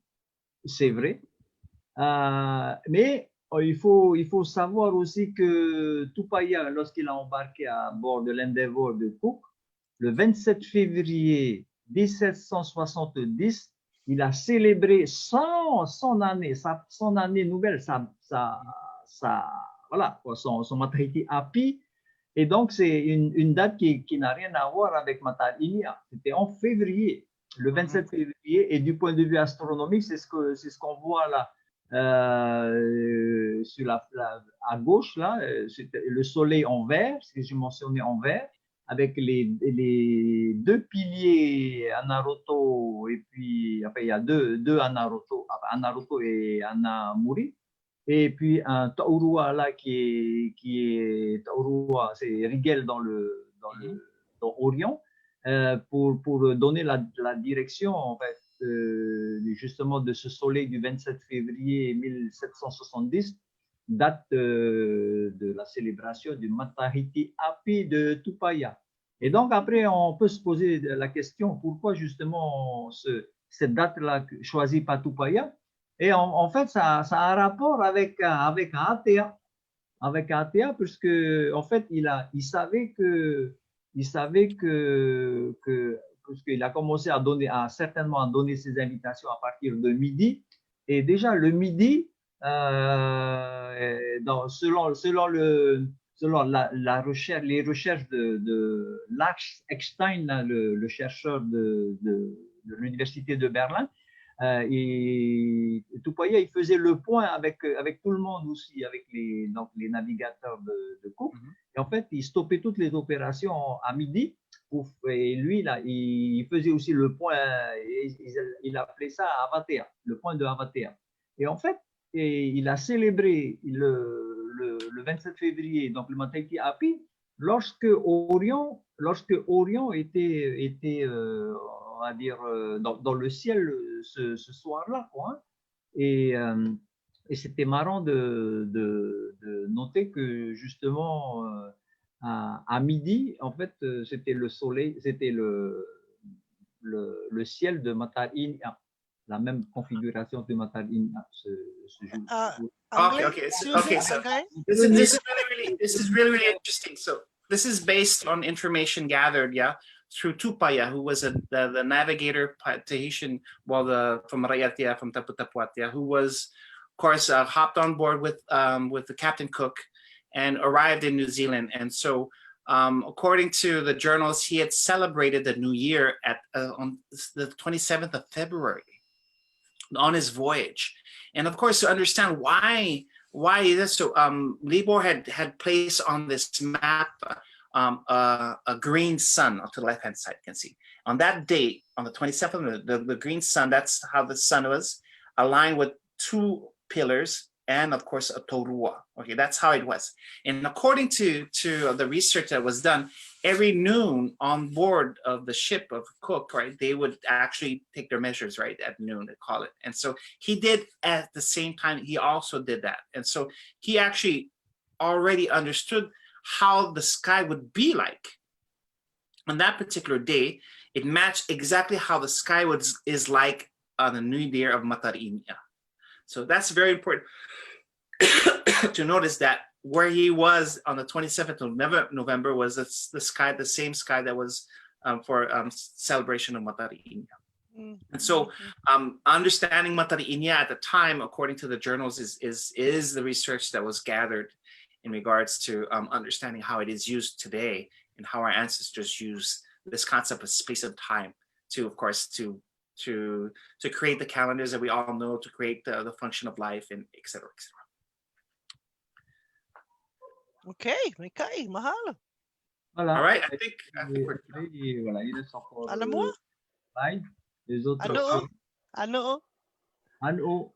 Ah, Voilà. Alors là, c'était juste pour mentionner, par exemple, on a toujours nos solstices. Et puis, j'ai mis les pleines lunes, en fait, comme borne aussi, hein, pour les solstices. C'est-à-dire que, de manière générale, les pleines lunes, enfin, toutes les phases lunaires sont à l'intérieur entre les solstices. Hein, ça voyage entre les solstices. En fait, la position des solstices à l'horizon, je veux dire. Hein. Et ben, tous les 19 ans, les phases lunaires, donc on va plutôt symboliser ça par la pleine lune, les pleines lunes vont sauter ces bornes-là, vont aller à l'extérieur des positions extrêmes des solstices. Et c'était ça qui pourrait être intéressant aussi de noter du point de vue des marais, comme je disais par exemple la dernière fois, quand tu te situes dans l'alignement d'un ahu, quand tu vois le matin de bonheur, très tôt, très avant la lueur du jour, quand tu vois la pleine lune se coucher dans l'alignement du marais, et même dépasser l'alignement du ahu, tu te dis waouh, c'est quand même c'est un spectacle qui est quand même magnifique. Mm-hmm. So once again, he had mentioned how the lunar phases. This is another diagram to include the lunar phases, and as you the boundaries of the sun and the two solstices. Of course, these are the boundaries where all full moons will be, of course, traveling across the horizon, just like how the sun does. But through the 13 lunar phases, they all happen within these limits, these boundaries, except for every 19 years, they go beyond the boundaries. They go beyond the boundaries. And he had mentioned it, how some Marae would be able to tell you exactly that while you observe the moon setting at the sun, at a particular early morning as the sun rises. Of course, the moon is always opposite of the sunrise, right? When it's full, right? Or sunset when it's full. When observing that, according to Marae, could tell you a lot about the Marae as well. And so that's one of the things he wanted to mention in regards to that. So, excellent. right. Okay. Next, yeah, no, je crois que c'est fini. Hein. This is the last, yeah. So this gives us an idea of everything. the northern hemisphere, of course, for those of us who look into the northern skies, this is everything that you want to know about the different names and constellations. This is how he put it together. Donc, pour terminer, en fait, j'ai dressé une carte du ciel, reproduit la carte du ciel, enfin, l'hémisphère nord, étendue, c'est-à-dire que sur la carte, on peut voir, bon, je sais pas, on va peut-être pas expliquer tout ça, mais peu importe. Donc, il y a tout l'hémisphère nord et plus une grande portion au-delà, donc qui concerne l'hémisphère sud. Juste pour mentionner en fait les constellations, par exemple du zodiaque, c'est un cercle en en tiret vert. Après, tu as le gros tiret rouge qui symbolise le zénith de Tahiti. Après, tu as un cercle qui définit l'équateur. Et puis, tu as des mentions justement pour dire que au-delà de l'équateur, au-dessus, c'est une partie de l'hémisphère sud, quoi. C'était une manière intéressante de voir, encore une fois, une carte du ciel hémisphérique, mais étendue. J'ai fait ça évidemment pour l'hémisphère sud aussi, mais là, je montre que l'hémisphère nord. Okay, so this is once again another work of Libor, diagramming the stars and the constellations in as you look it towards the northern hemisphere. So in the middle is of course the northern star, polar star, as everybody knows, Polaris, and beyond that, and then of course as you move, as the circles go around the latitude, you could see the ecliptical passage of all the signs of the zodiac. You'll also see the equator. That's in, I think it's an orange. Yeah, it's like an orange dotted line. Then you see the red thing. That's a zenith sky of above Tahiti, and of course it extends towards the southern hemisphere. So this is an extended view of the northern hemisphere with parts of the southern hemisphere. So it gives you an idea of how everything is placed, and all the constellations, their names, and everything, which is great. It's a beautiful work. And for those who are interested, this is definitely available for anybody who wants it. So thank you once again, Libor, for sharing this awesome work.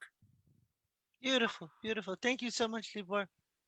Mm. We'll be studying this for quite a while.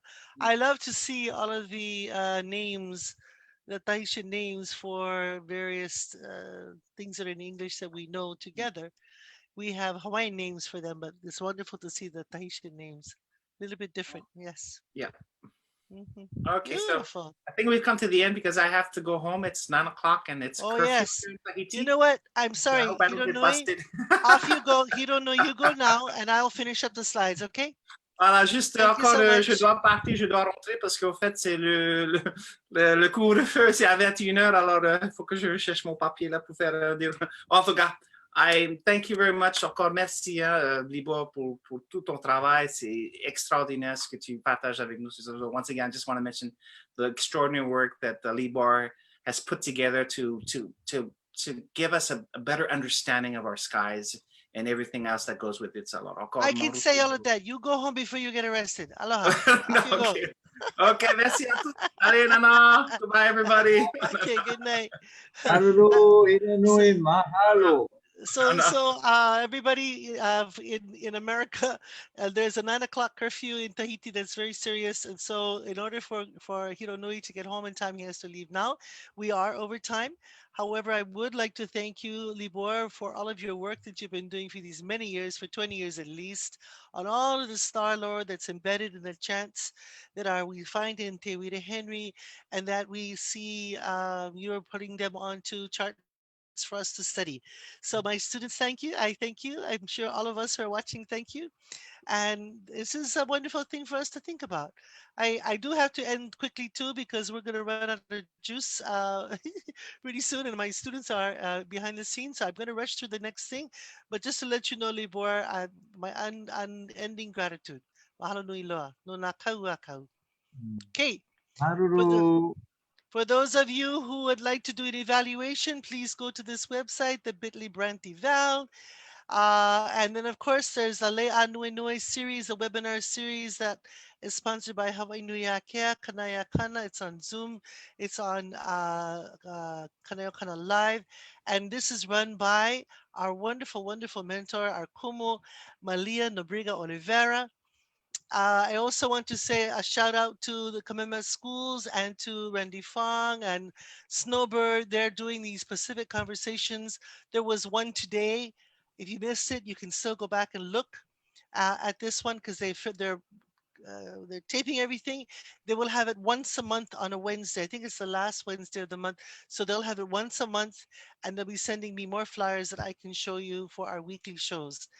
Then also, want to say mahalo nui loa to not only Hironui, who did such a wonderful job, but to our technical producer, Malia Nobrega-Olivera, professor at Hawaii Nui Akea School of Hawaiian Knowledge, and to our folks who are working behind the scenes, Kalani Simeona, Lehuluwai Maka Meleisea, and also Kavika Aspili. Now, thank you all for your help in helping us tonight. And to all of our people who are at Facebook, Hawaii Nui Akea, Kanayokana, Oiwi TV, Instagram, thank you for coming. If you enjoyed our show and you would like to make a tax-deductible donation, you can do so at the uhfoundation.org, Gladys Brandt Endowed Chair. Now, next week, we have Dr. Kalei Nuuhiwa. She just finished her PhD. Dr. Kalei Nuuhiwa will be speaking on November 4th, 2020, and she'll be talking to us about the Makali'i ceremonies called Kuapola, the ceremonies for the new year. And so we are going to see what she has been doing tonight because they're actually doing it tonight. So she couldn't come on tonight because she's busy tonight. She's out there telling us, and then she's going to come and tell us about it, what she saw and what we will learn from this and what the new year is likely to be. So our great Hawaiian ethno-astronomer, Dr. Kalei Nuuhiwa, will be with us next week. I thank all of you for coming, and I'm glad to say po malie. Go gently into the night. Good night to all of you. Aloha. Aloha. Yorana.